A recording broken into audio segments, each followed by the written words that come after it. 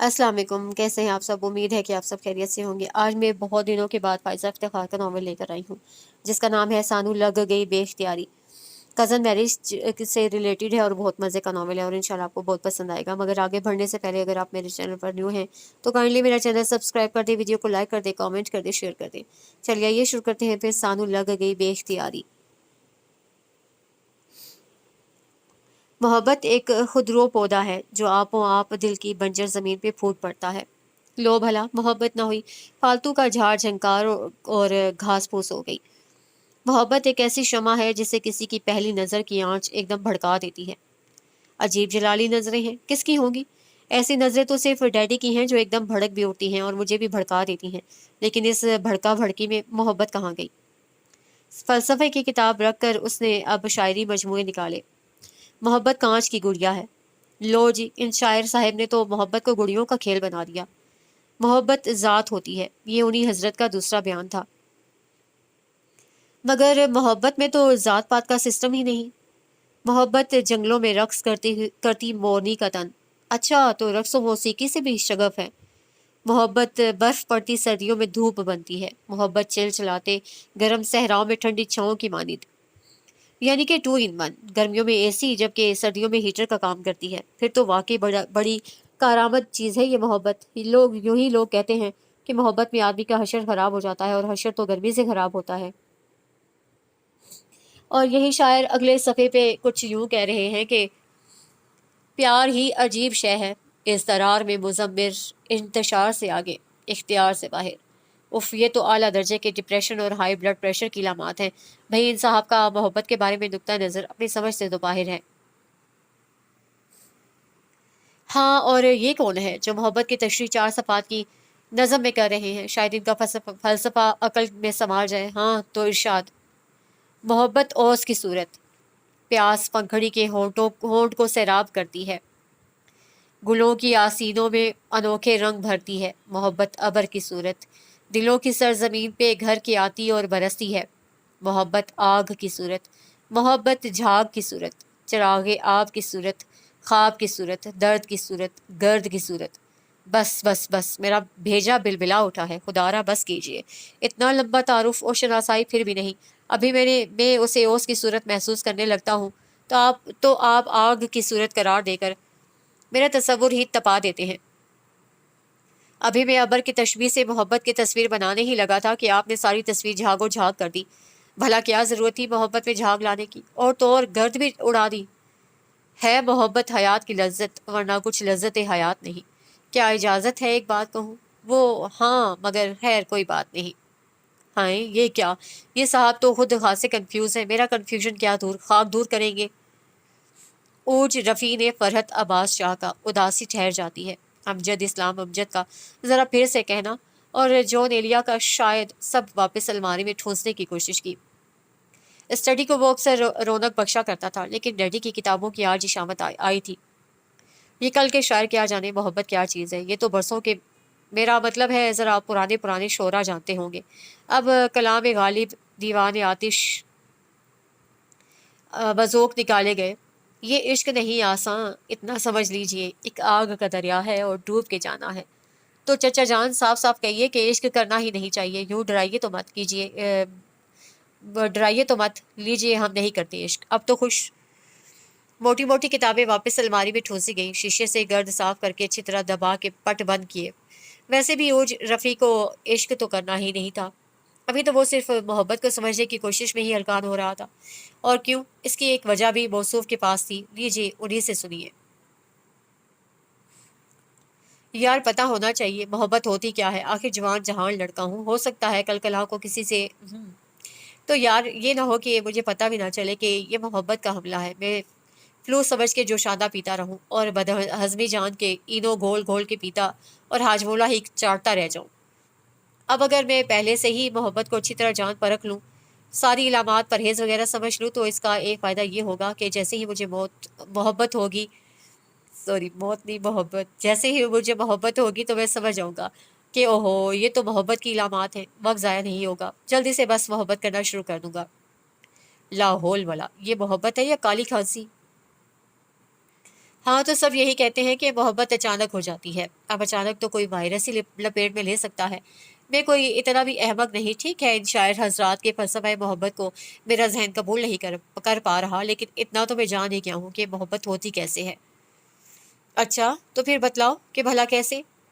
بھائی پہلے تو یعنی کہ ایک ہوتا ہے لڑکا، ایک دن کا ذکر ہوتا ہے کہ وہ کہیں جا رہا ہوتا ہے تو راستے میں اسے ٹھوکر لگتی ہے، اور جب وہ غور کرتا ہے تو اسے محبت ہو گئی ہوتی ہے۔ بھائی واہ، کمال ہے! پوری بات سنے بغیر ہی جاؤ، میں نہیں بتاتا، خود سوچو، میں کیوں بتاؤں محبت کیسے ہوتی ہے۔ اوج رفیع نے سارے اوٹ پٹانگ خیالات ذہن سے جھٹکتے ہوئے نئے سال کی ڈائری کھول لی جسے لکھنے کے لیے اس وقت وہ یہاں بیٹھا تھا۔ میں اوج رفیع ہوں، رفیع صلاح الدین کا اکلوتا اکلوتا بیٹا، شفیع صلاح الدین کا اکلوتا اکلوتا بھتیجا، اور صلاح الدین کا اکلوتا اکلوتا پوتا۔ میں احساس شفیع کا اکلوتا اکلوتا کزن بھی ہو سکتا تھا، لیکن اس کے ننیال میں، اف توبہ، کزن ہی کزن، میں اس کے ننیال کو کزن منڈی کہہ کر پکارتا ہوں۔ بڑی تپتی ہے، تپتی رہے، آئی بڑی کہیں سے، میرے اکلوتے پن کو ٹھیس پہنچانے والی۔ یہ تو جس دن سے پیدا ہوئی تھی اسی دن مجھے بڑی زہر لگی تھی۔ یہ میرے شوہر کا پہلا واقعہ ہے، اور ستم دیکھے کہ اس قدر تلخ۔ میری 5ویں سالگرہ کا دن تھا، اس سے پہلے بھی میری 4 سالگرہیں ضرور دھوم دھام سے منائی گئی ہوں گی، لیکن اس بار میری ایکسائٹمنٹ اور ہی تھی۔ دراصل اب میں برتھ ڈے کو سمجھنے اور انجوائے کرنے کے قابل ہو چکا تھا۔ اسی سال میری سکولنگ بھی شروع ہو گئی تھی۔ اسمبلی میں دعا وغیرہ کے بعد اکثر کوئی نہ کوئی بچہ سارے بچوں کو سویٹس بانٹتا اور باقی بچے اسے ممنون نظروں سے دیکھتے ہوئے ہیپی برتھ ڈے کہتے میرا بڑا دل چاہتا آخر میری برتھ ڈے کب ہوگی، کس دن میں یوں پیکٹ میں ہاتھ ڈال ڈال کر مغرور سی مسکراہٹ اور اکڑی ہوئی گردن کے ساتھ کسی بادشاہ کی طرح رعایا میں کینڈیز بانٹوں گا، اور وہ سارے بچے جو مجھے دن بھر چڑھاتے رہتے ہیں کیسے خوشامدی سی مسکراہٹ کے ساتھ ہاتھ آگے کر کے کہیں گے، یار روج مجھے 2 سویٹس دینا، آخر میں تمہارا بیسٹ فرینڈ ہوں۔ ڈیڈی میرا برتھ ڈے کب ہے؟ میں ہر روز اسکول سے آنے کے بعد ڈیڈی سے یہ سوال کرتا، جس روز بھی اسمبلی میں یہ سین دہرایا جاتا۔ 3 نومبر کو جواب شفیع انکل دیتے، ڈیڈی تو سوچتے ہی رہ جاتے۔ اور یہ 3 نومبر کب ہے؟ میں اگلا سوال کرتا۔ 3 نومبر بھئی آج تو ہے 18 جون، تو یہ ہوئے 4 مہینے اور 14 دن۔ ہاں بھئی 4.5 مہینے بعد 3 نومبر ہوگا۔ انکل پورا حساب لگاتے، لیکن میں مطمئن نہ ہوتا۔ یہ ساڑھے کیا ہوتا ہے اور 4 مہینے کیسے ہوتے ہیں؟ تمہارا سر ہوتا ہے۔ ڈیڈی نے اخبار طے کر کے میرے سر پر ہلکے سے مارا۔ اس قدر سوال کرتے ہو زچ کر دیا ہے، اخبار تک پڑھنا محال ہو گیا ہے۔ تو آپ آرام سے اخبار پڑھیں نا، آپ کب جواب دے رہے ہیں؟ جواب تو انکل دے رہے ہیں، اور ان کے ہاتھ میں اخبار بھی نہیں۔ میں جھوٹ موٹ سر سہلا کے رونی آواز میں بولا۔ ڈیڈی کو اور غصہ آ گیا، جبکہ انکل دبی دبی ہنسنے لگے۔ بڑی تیز زبان ہو گئی ہے تمہاری، پہلے صرف سوال کرتے تھے، اب پٹر پٹر جواب بھی دینے لگے ہو۔ اگر بولوں نہ تو آپ کہتے ہیں کہ فوراً جواب دیا کرو، منہ میں گڑ ڈال کے بیٹھے رہتے ہو، اور اگر جواب دوں تو… میری شکایت پہ انکل کا کہکا چھوٹ گیا۔ ڈیڈی کی عتاب سے بچانے کے لیے انہوں نے ہنستے ہنستے اچانک مجھے اپنی طرف گھسیٹا اور گود میں گھسا لیا۔ اب ڈیڈی انہیں ڈانٹنے لگے۔ تم سراسر برباد کر رہے ہو اس لڑکے کو، یہ کوئی لاڈ ہے بھلا؟ وہ اس قدر بدتمیزی کر رہا ہے اور تم ہنس کے اسے اور شیئر کر رہے ہو۔ بھائی جان بچہ ہے، انہوں نے مجھے ساتھ لپٹا لیا۔ ڈیڈی ہوں کر کے پھر سے اخبار میں مگن ہو گئے۔ اچھا تو انکل جب میری برتھ ڈے ہوگی نا تو میں… یہ آج برتھ ڈے کیوں سر پر سوار ہے، اخبار پڑھنے دو گے یا نہیں؟ ڈیڈی آپ اخبار کب پڑھ رہے ہیں؟ ایسے ہی کھول کر آگے کیا ہوا ہے۔ میں ناراض ہو گیا۔ دیکھیں انکل، ڈیڈی کے ہونٹ ذرا بھی نہیں ہل رہے۔ اب کے ڈیڈی بھی مسکرا دیے۔ انکل پھر سے پوچھنے لگے، ہاں تو میرا بیٹا کیا کہہ رہا تھا، کیا چاہیے اسے برتھ ڈے پر؟ اس دن میں اسکول میں پورا بھرا ہوا پیکٹ میچلز کینڈیز کا لے کر جاؤں گا، سارے بچوں کو دوں گا۔ ارے میری جان، ایک پیکٹ کیوں، 2 لے جانا، ایک کینڈیز کا اور ایک ببل گم کا، ایک چاکلیٹ بھی دے دینا، بلکہ میں ایسا کروں گا ہر بچے کے لیے ایک پیارا سا پیکٹ بنا دوں گا جس میں سب مزے مزے کی چیزیں ہوں گی۔ تو مجھے گن کے بتا دینا تمہارے اسکول میں کتنے بچے ہیں۔ میں خوش ہو گیا اور 4.5 مہینے گزرنے کا انتظار کرنے لگا، اور ابھی صرف 4 مہینے ہی گزرے تھے کہ میرے کلاس فیلو ریحان کی برتھ ڈے پارٹی میں مجھے انوائٹ کیا گیا۔ انکل کے ساتھ وہاں جا کے میں نے خوب انجوائے کیا۔ شاید یہ میرے ہوش کا پہلا فنکشن تھا۔ ہر چیز میرے لیے نئی تھی، musical chairs, surprising gifts, birthday cap, رنگا رنگ کیک، اور سب سے بڑھ کر سب کے درمیان مہمان خصوصی بنا ہوا برتھ ڈے بوائے۔ میں گھر آتے ہی مچل گیا۔ کہ بس میرا برتھ ڈے بھی ویسا ہی ہونا چاہیے۔ ڈیڈی کے ہزار دلاسے پہ بھی میں مطمئن نہ ہو رہا تھا۔ آخر انکل نے مجھے ایک بڑی سی ایلبم کھول کے دکھائی کہ یہ دیکھو اورج کی فرسٹ برتھ ڈے۔ انہوں نے ایک چھوٹے سے بچے پہ انگلی رکھی جو ماما کی گود میں مچل مچل کے رو رہا تھا۔ ماما ایک ہاتھ سے اسے اٹھائے ہوئے اور دوسرے ہاتھ سے ساڑی سنبھال رہی تھی۔ ساتھ میں بلیک سوٹ میں ڈیڈی کتنے اچھے لگ رہے تھے۔ انہوں نے میری کمر پہ ہاتھ رکھ کر مجھے ماما کی گود سے گرنے سے روک رکھا تھا۔ ماما کے اس طرف انکل سے بڑے سے بھالو کی شیپ والے کیک پہ جھکے موم بتیاں جلا رہے تھے۔ یہ میں ہوں؟ میں نے غور سے اس موٹے تازے بچے کو دیکھا جسے سلور کلر کی شیروانی میں لپیٹا گیا تھا۔ سر پر عجیب سی قائد اعظم والی سلور ٹوپی تھی اور جو حلق پھاڑ کے چلا رہا تھا، میں اس برتھ ڈے پر یہ فضول ڈریس نہیں پہنوں گا۔ میں نے فوراً انکار کیا، ورنہ مجھے پھر اسی زور سے رونا آئے گا۔ اور یہ اورج کی دوسری برتھ ڈے۔ انہوں نے ایلبم پلٹی۔ ایک گنجے سر والا بچہ دو بزرگ سے لوگوں کی گود میں بند ہوتی آنکھوں کے ساتھ سست سا بنا بیٹھا تھا۔ یہ دادا جان اور دادی امی ہیں، تمہیں بہت پیار کرتے تھے، لیکن تمہاری تیسری برتھ ڈے سے پہلے اللہ تعالیٰ نے انہیں اپنے پاس بلا لیا۔ میں اس بار بھی انہیں اپنی برتھ ڈے پہ بلواؤں گا۔ اللہ تعالیٰ انہیں ایک دن کی چھٹی دے دیں گے نا۔ وہ کچھ نہ بولے، بس مجھے باقی کی تصاویر بھی دکھا دکھا کے یہ یقین دلاتے رہے کہ میری پہلی برتھ ڈے پارٹیز بھی شاندار ہوتی رہی ہیں اور اب بھی ایسی ہی ہوگی۔ ریحان کی برتھ ڈے پارٹی سے بھی اچھی۔ میں جتنا ایکسائٹیڈ تھا وہ مجھ سے بڑھ کے ایکسائٹیڈ ہو گئے۔ ماما ڈیڈی دونوں ہماری دیوانگی پہ ہنس رہے تھے۔ آنٹی یوں بھی کتنے ہی روز سے اپنی امی کے گھر رہنے گئی ہوئی تھی۔ آفس سے سیدھا انکل سیدھا وہیں جاتے، لیکن ان سے مل کے آنے کے بعد کا سارا وقت میرے ساتھ مختلف قسم کی پلاننگز میں گزارتے۔ میں نے سارے اسکول میں چرچے پھیلا دیے، میری برتھ ڈے پہ بھالو والا اور بندر والا تماشا دکھانے آئے گا۔ میوزک چیئرز کے ساتھ ساتھ جھولے بھی لگیں گے لان میں۔ مکی ماؤس کی شیپ کا اتنا بڑا کیک بن رہا ہے۔ میں برتھ ڈے کی صبح صرف سویٹس نہیں لاؤں گا، میرے انکل نے پورے اسکول کے بچوں کے لیے گفٹ پیکس تیار کیے ہیں۔ ہر پیک میں کوکیز، چاکلیٹ، بنٹی، ببل کینڈی، ٹافی، سونف ہیں۔ بچے مروب ہو جاتے اور میں روز خوش باش سا اسکول سے لوٹتا۔ ایک دن پہلے انکل نے مجھے سارے گفٹ پیک بھی دے دیے اور میرے سارے کلاس فیلوز کے لیے خوبصورت سے انویٹیشن کارڈز بھی۔ میں خواب میں بھی خود کو فرینڈز کے درمیان اتراتے ہوئے دیکھتا رہا۔ ایک دن پہلے ہی سے لان میں کئی قسم کے جھولے نصب ہو چکے تھے۔ اگلے روز میں سو کے اٹھا تو ماما کو غائب پایا۔ پاپا نے بتایا کہ وہ ہاسپٹل گئی ہیں۔ انکل شفیع کے گھر ایک ننھی سی پری جیسی بیٹی آئی ہے۔ تو وہ ہاسپٹل کیا کرنے گئی ہیں؟ انکل کے گھر جاتی، لیکن انکل کا گھر تو یہ ہے، تو کیا وہ ننھی سی پری ہمارے گھر آئی ہے؟ ہاں، اللہ تعالیٰ کی طرف سے، وہ تمہارے برتھ ڈے کا گفٹ ہے۔ اور ساتھ ہی مجھے یاد آ گیا کہ آج تو میرا برتھ ڈے ہے۔ میں شاید پہلی بار اتنی خوشی سے بستر سے اتر کر یونیفارم پہنے گیا تھا، لیکن ڈیڈی نے یہ کہہ کر مجھے پریشان کر ڈالا کہ آج میں اسکول نہیں جا سکتا۔ لیکن کیوں؟ یہ کارڈز، یہ گفٹس، میں چلا چلا کے رونے لگا۔ ادھر ڈیڈی فون سنتے ہوئے اور بھی پریشان سے نظر آنے لگے۔ وہ جلدی سے کار کی چابیاں اٹھا کے باہر نکلنے لگے تھے کہ میں ان کی ٹانگوں سے لپٹ گیا۔ مجھے بھی ساتھ لے کر جائیں، میں اسکول جاؤں گا۔ انہوں نے مجھے پیار سے سمجھانے کی ہلکی سی کوشش کی، لیکن ایک تو میں اس قدر شور مچا رہا تھا اور دوسرے شاید وہ بھی زیادہ ہی جلدی میں تھے۔ ایک تھپڑ میرے منہ پہ جڑ کے باہر چلتے بنے۔ میں برتھ ڈے کا یہ عجیب و غریب تحفہ چہرے پر سجا کے گھٹنوں سے سکتا رہا۔ مجھے یہ احساس بھی اور رلا رہا تھا کہ میرے دوست کیا سوچتے ہوں گے، میں کس قدر جھوٹا اور گپی ہوں۔ فضول میں الٹی سیدھی ہانک رہا تھا اور برتھ ڈے پہ چھٹی کر کے بیٹھ گیا۔ اب کل اسکول جانے پر وہ میرا کتنا مذاق اڑائیں گے، کتنا ستائیں گے، میری کتنی انسلٹ ہوگی۔ رو رو کے میں ادموا سا ہو گیا۔ پھر شاید مجھے شدید بخار ہو گیا۔ ماما ڈیڈی کب آئے؟ وہ کیوں رو رہے تھے؟ انکل بار بار لوگوں کے کندھے پہ سر رکھ کے کیوں سسکنے لگتے تھے؟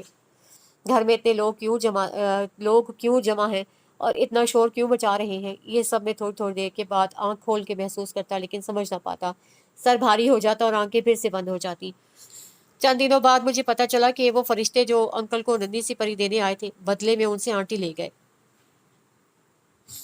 تو انکل آپ ان سے کہہ دیتے کہ ہمیں پری نہیں چاہیے، آنٹی ہی چاہیے۔ یہ پری کس کام کی ہے؟ بلکہ بالکل فضول ہے، اس کے تو پر بھی نہیں، یہ کیا اڑے گی؟ یہ تو بیٹھ بھی نہیں سکتی، ہر وقت فیڈر پیتی رہتی ہے اور روتی رہتی ہے۔ کیا پریاں ایسی ہوتی ہیں؟ میرا خیال ہے وہ فرشتے آپ سے چیٹنگ کر گئے ہیں۔ بری بات ہے اوج، ایسے نہیں کہتے۔ چلو اپنے کمرے میں جاؤ، انکل کو پریشان مت کرو، ماما نے کہا۔ میں کب پریشان کر رہا ہوں؟ وہ پہلے ہی سے پریشان ہیں۔ اتنی اچھی آنٹی لے کر فرشتے یہ گندی سی چوہیا ہونے دے گئے۔ ہم اس کا کیا کریں گے؟ سارا وقت آپ کو اسے اٹھانا پڑتا ہے۔ آنٹی اتنی اچھی تھی، آپ کے اتنے کام کرتی تھی، کیک بناتی تھی، کپڑے سیتی تھی، اور وہ مجھے کتنی اچھی سٹوریز بھی سنایا کرتی تھی۔ چلے انکل آئے، ہم اس گندی سی پری کو واپس دے کر آنٹی لے آئے۔ میں زبردستی انہیں اٹھانے لگا، وہ پتہ نہیں کیوں ٹیبل پہ سر رکھ کے سسکنے لگے۔ ماما نے غصے سے مجھے پیچھے کیا اور اسی بغیر پروں کی پری کو انکل کی گود میں رکھ کے چپ کرانے لگی۔ وہ واقعی چپ کر گئے اور اس پری کے گنجے سر کو بار بار چومنے لگے۔ میں جل بھن گیا۔ اچھا تو اس لیے رو رہے تھے کہ میں نے اس پری کو برا کہہ دیا۔ تو اب انکل کو مجھ سے زیادہ اس سے پیار ہے، جو نہ صرف آتے ہی آنٹی کو بھی لے گئی بلکہ میری ساری برتھ ڈے پارٹی بھی خراب کر دی۔ اور اب سارے کا سارا وقت ماما بھی بس اسی میں لگی رہتی ہیں۔ یہ تھی وہ پہلی وجہ، وہ وجہ جو احساس شفیع سے میری بیزاری کا پس منظر تھی۔ دن بدن میں اس سے اکتاتا جا رہا تھا۔ پہلے تو وہ ماما کی جان چھوڑنے پر تیار نہ تھی، ہر وقت ان کی گود میں چڑھی رہتی۔ ماما کبھی اس کے لیے فیڈر بنا رہی ہیں، کبھی فراک پہنا رہی ہیں، کبھی کھینچ کھینچ کے پونیاں بنائی جا رہی ہیں، کبھی گھٹنے پہ لٹا لٹ کے ہلا ہلا کے سلایا جا رہا ہے۔ پھر اسے چلنا کیا آ گیا، سارے گھر میں آفت آ گئی۔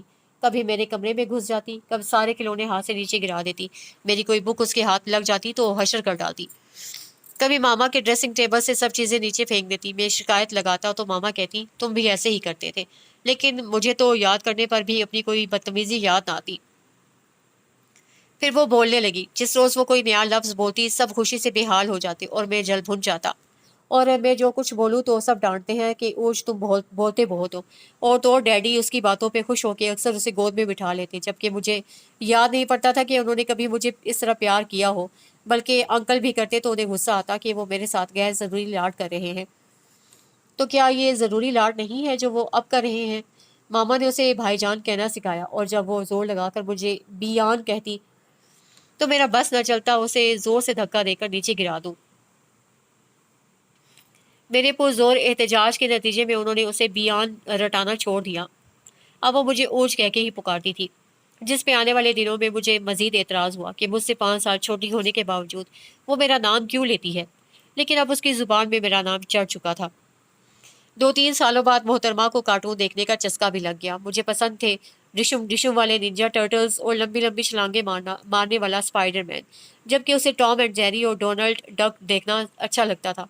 ماما اسے بہلانے کے لیے اس کی پسند کے کارٹونز لگا دیتی، وہ ہنس ہنس کے تالیاں بجانے لگتی اور میں منہ بسورنے لگتا۔ یہ میرا کمرہ، میرا ٹی وی ہے، اس سے کہیں اپنے کمرے میں جا کر دیکھیں، یہ میرے ڈیڈی کا کمرہ ہے، وہ اس کے ڈیڈی کا ہے، وہاں جائے۔ ماما آنکھیں نکال کے دھمکاتی۔ شرم نہیں آتی ایسی باتیں کرتے ہوئے؟ وہ کیسے اکیلی وہاں بیٹھے؟ اس کے ڈیڈی ابھی آفس سے نہیں لوٹے، آئیں گے تو چلی جائے گی۔ میرے ڈیڈی بھی تو نہیں آئے، میں چمک کے کہتا، اور ماما سر جھکا کے رہ جاتی۔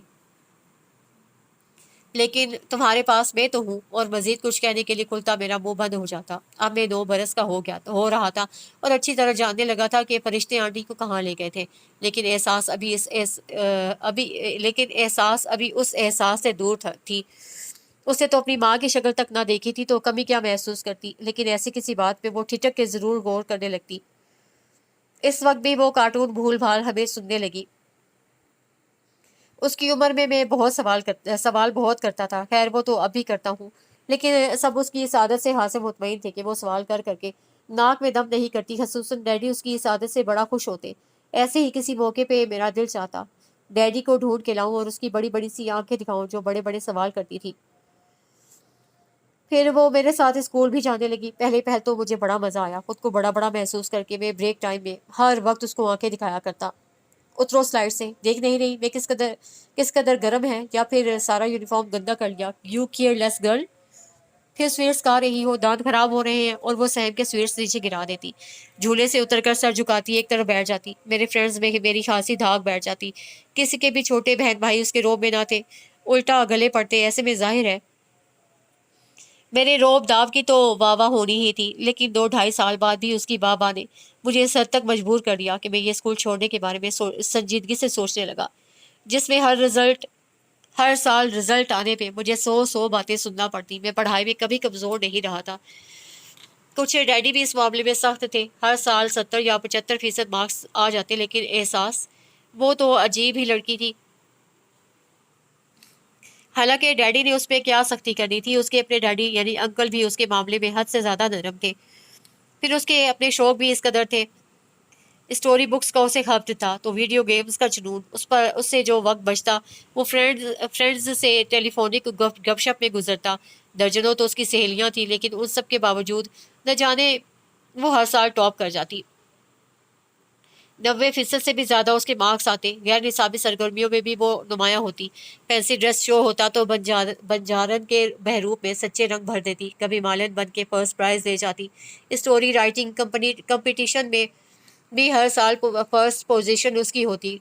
टैबलो, ड्रामा, डिबेट्स, पेंटिंग, हर काम में वो आगे होती और हर साल ही सालाना तकरीब इसनाद में मुझे ये रिमार्क्स कभी डैडी, कभी मामा और कभी अपने टीचर्स और फ्रेंड्स तक से सुनना पड़ते। देखो जरा एहसास को, कितनी जीनियस है। एक तुम हो, कभी तुम्हारे हवाले से हमें यूं स्टेज तक बुलाया गया। चलो भतीजी ही सही है तो अपनी बच्ची, हम उसी में खुश हो लेते हैं। डैडी दांत किचकिचाते हुए वहीं बैठे दबी आवाज में सुनाते। सब औरतें मुझे उसकी मामा समझते हुए मुबारकबाद दे रही हैं। मामा खुशी खुशी बताती हूँ और मैं बुरा समूह बना के रुख फेर लेता। तुम्हारी बहन हर साल पोजीशन लेती है, तुम इतने डल क्यों हो? टीचर के कहने पे मैं साफ कह देता, सॉरी मैडम, वो मेरी सिस्टर नहीं है। और घर आने के बाद तो हासिब बेरहम अंदाज अल्फाज में मेरा और उसका मुवाजना किया जाता। अगर बात सिर्फ उसकी तारीफों तक रहती तो ठीक थी, हालांकि उससे भी मेरे दिल को हासी तकलीफ होती थी, लेकिन वो तो मेरे बखिए उधेड़ने पे उतर आते। मैं तंग आके कहता, मैं मैट्रिक में हूँ और वो अभी 5th क्लास में, आप उसका मुकाबला मुझसे क्यों करते हैं? जब वो मैट्रिक में होगी तब देखूंगा। तो तुमने 5th में कौन सा तीर मार लिए थे? हमेशा ही ऐसे हो। वो शुरू से पोजीशन लेती आई है, बोर्ड में भी लेगी, जबकि तुम स्कूल के अलावा अकेडमी भी जाते हो। उसके बावजूद खींचतान की अगर फर्स्ट डिवीजन तक भी आ जाओ तो मैं शुक्र करूंगा। और शुक्र तो मैंने किया था जब मैट्रिक के बाद करने के बाद उस स्कूल से निकला जहां उसकी जहानत और काबिलियत के डंके धड़ाधड़ बजा करते। कॉलेज जाकर शायद मैं कुछ मेच्योर हो गया था, या फिर शायद मुझे अपने और उस 6th क्लास में पढ़ने वाली बच्ची के दरमियान फ़र्क ज़्यादा ही महसूस होने लगा था कि मैंने बात बेबात उसकी वजह से चिढ़ना ख़त्म कर दिया। मैं उसे बिल्कुल नन्ही मुनियों की तरह ट्रीट करने लगा, उसका बड़ा बनने की कोशिश करने लगा। लेकिन जल्द ही मेरा ये शौक भी खत्म हो गया। एक तो उसने अचानक ही दिन ब दिन इंचों में लंबा होना शुरू कर दिया। दूसरे एक कद के साथ साथ उसके दिमाग का हुजम भी बढ़ता चला जा रहा था और साल में दो दो छलांगे मारती। वो इस वक्त मैट्रिक में पहुंच चुकी थी जब मैं दूसरी बार FSC के एग्जाम्स की तैयारी कर रहा था। ऐसा नहीं था कि पहली बार में फेल हो गया था। मेरी फर्स्ट डिवीजन आई थी, मगर किसी मेडिकल कॉलेज की मेरिट लिस्ट में मेरा नाम नहीं था। डैडी के कहने पे मैंने मेरिट पे आने की गर्ज से दोबारा इम्तिहान देने की ठान ली और दूसरी बार में खासा कामयाब भी रहा।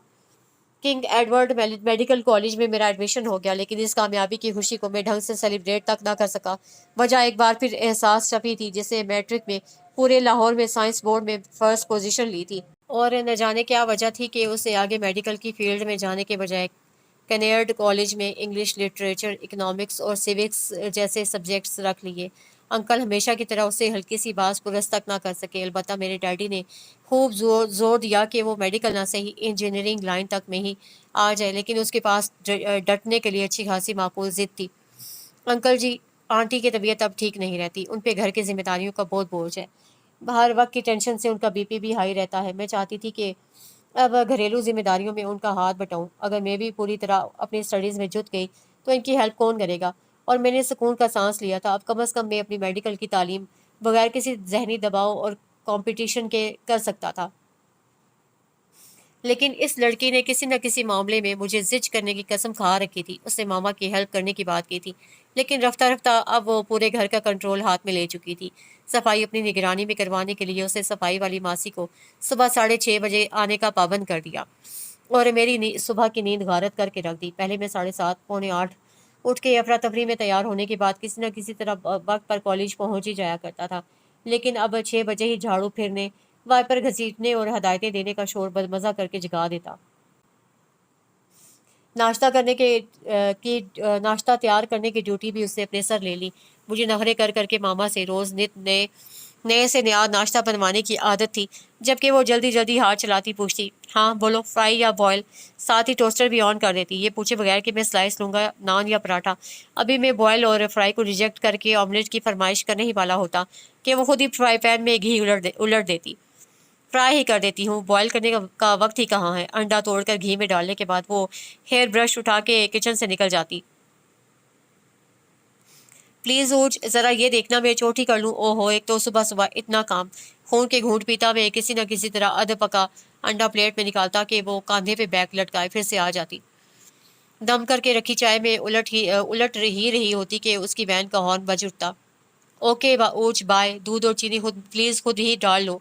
دوپہر کو میں گھر پہ لنچ کم ہی کیا کرتا، رات کے کھانے کی ڈیوٹی بھی اس کی تھی۔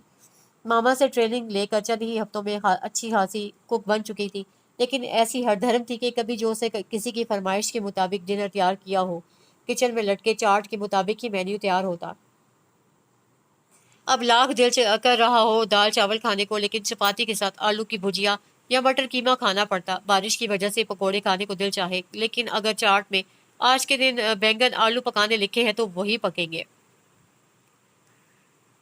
میں جو خود کو مدبر سا اور میچور سا بنانے کی کوشش کر رہا تھا، پھر سے اب اس سے الجھنے لگا۔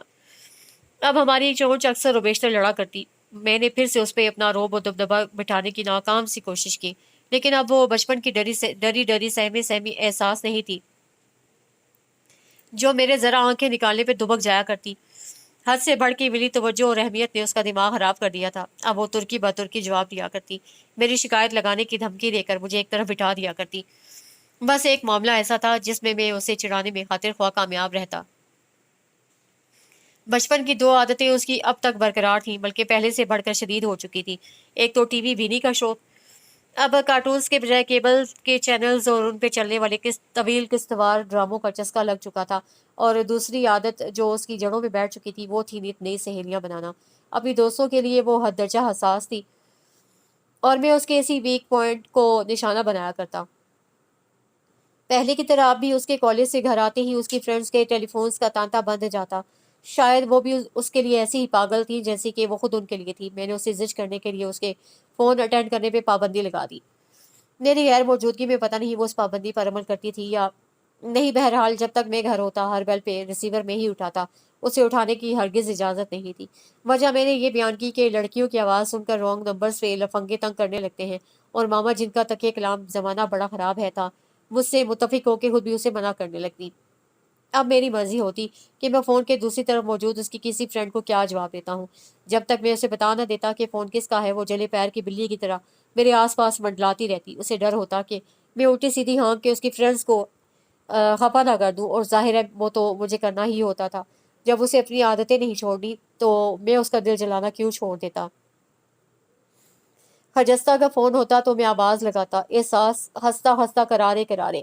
بطول ہوتی تو کہتا، احساس فضول کا فون ہے۔ انزلہ کا تعارف میں ایک زوردار چھینک سے کراتا، او ہو بھائی نزلہ ہے۔ عریضہ اپنا نام بتاتی اور میں انجان سا بن کے کہتا، کون؟ مریضہ؟ خولا ہوتی تو خوشی سے نعرہ لگاتا، آہا خالہ جی۔ اس کی ایک اور کلوز فرینڈ افراح جو صرف فون کالز پر اکتفا نہیں کرتی تھی، وقت بے وقت گھر بھی دھمکا کرتی تھی۔ میں احساس کو اس کی آمد کی اطلاع بآواز بلند اس طرح دیا کرتا، یار وہ افراتفری آئی ہے۔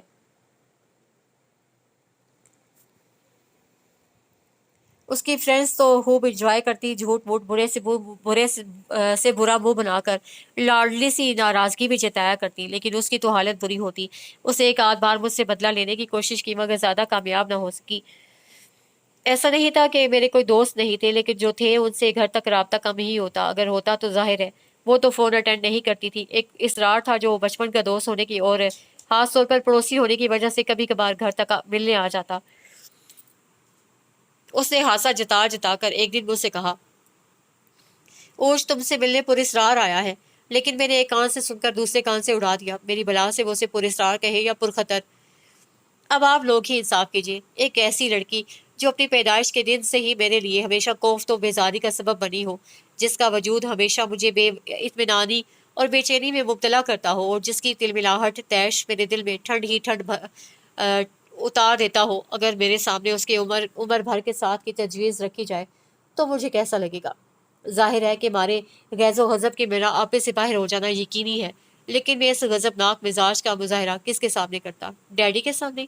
جی ہاں، یہ نامعقول قسم کی تجویز وہی پیش کر سکتے ہیں۔ سچ شکر کہ فی الحال انہوں نے تجویز پہ ہی اکتفا کیا ہے، فیصلہ صادر نہیں فرمایا، لیکن میرا خیال ہے اس میں خوش ہونے والی کوئی بات نہیں۔ انہوں نے اپنے بیٹے کی مرضی کو اولویت دینے کی غرض سے حتمی فیصلہ دینے سے گریز نہیں کیا، بلکہ ان کے خیال میں احساس کی مرضی جاننا زیادہ ضروری تھا۔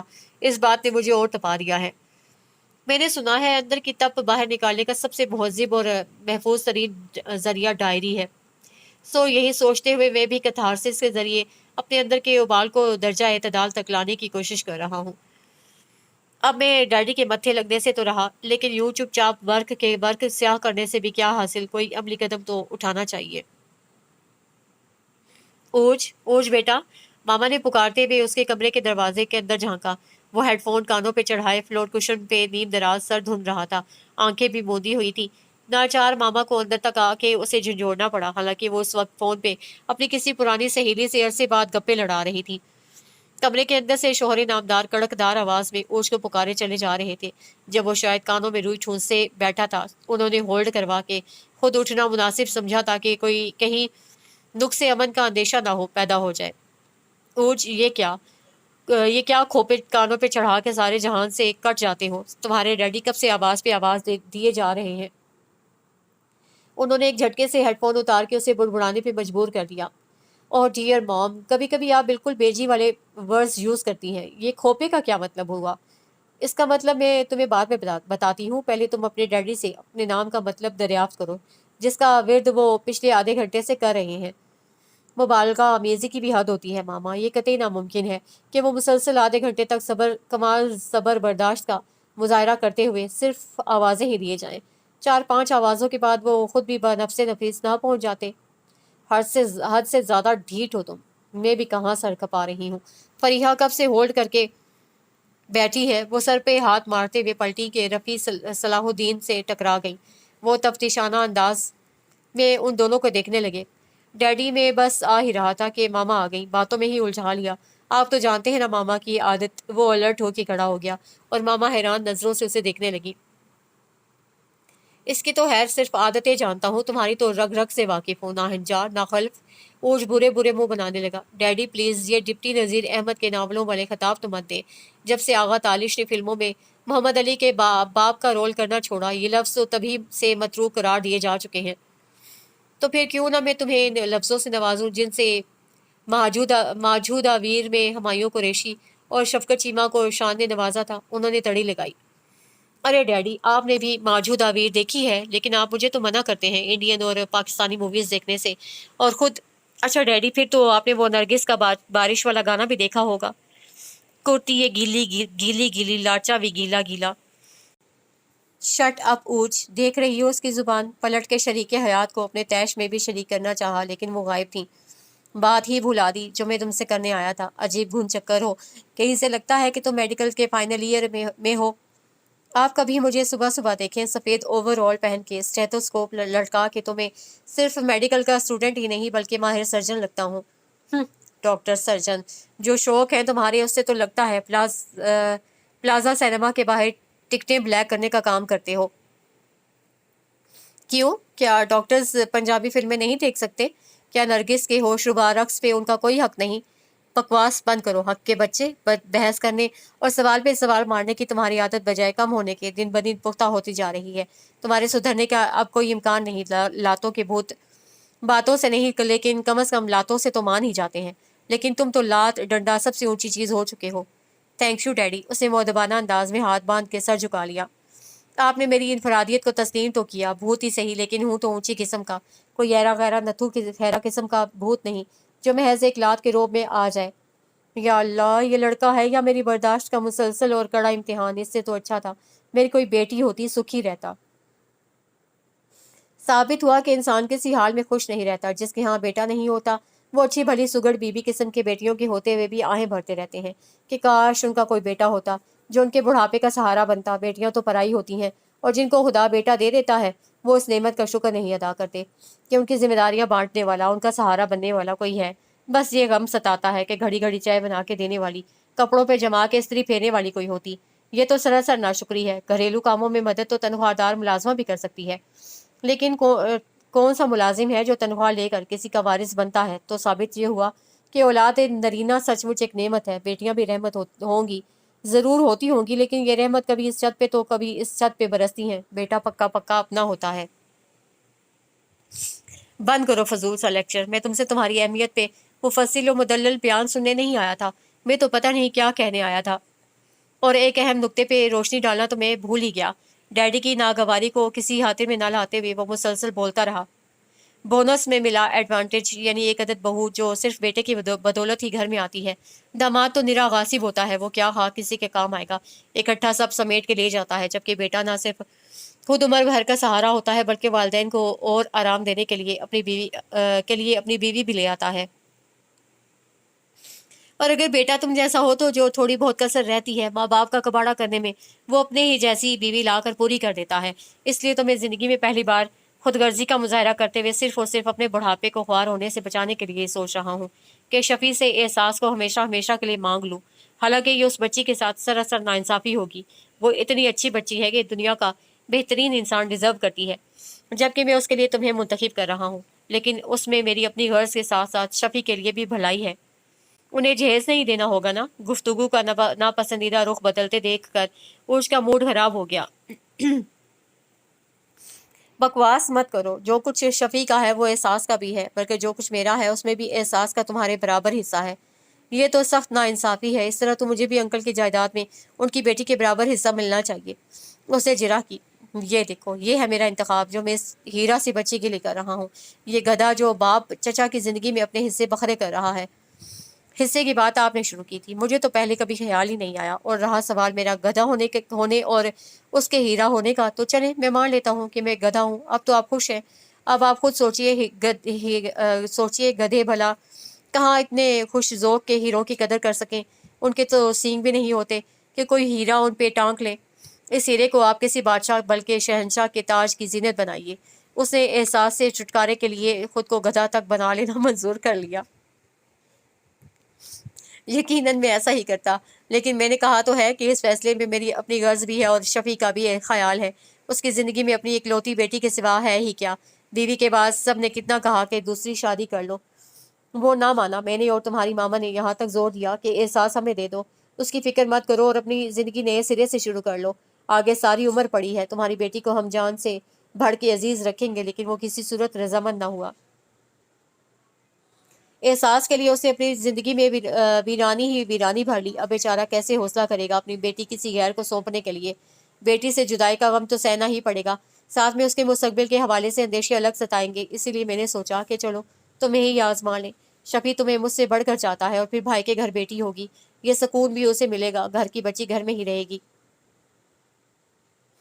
डैडी, आप उसके लिए कोई घर दामाद ढूंढ लें। उसके मशवरे पर रफ़ीउद्दीन भड़क के उठ खड़े हुए।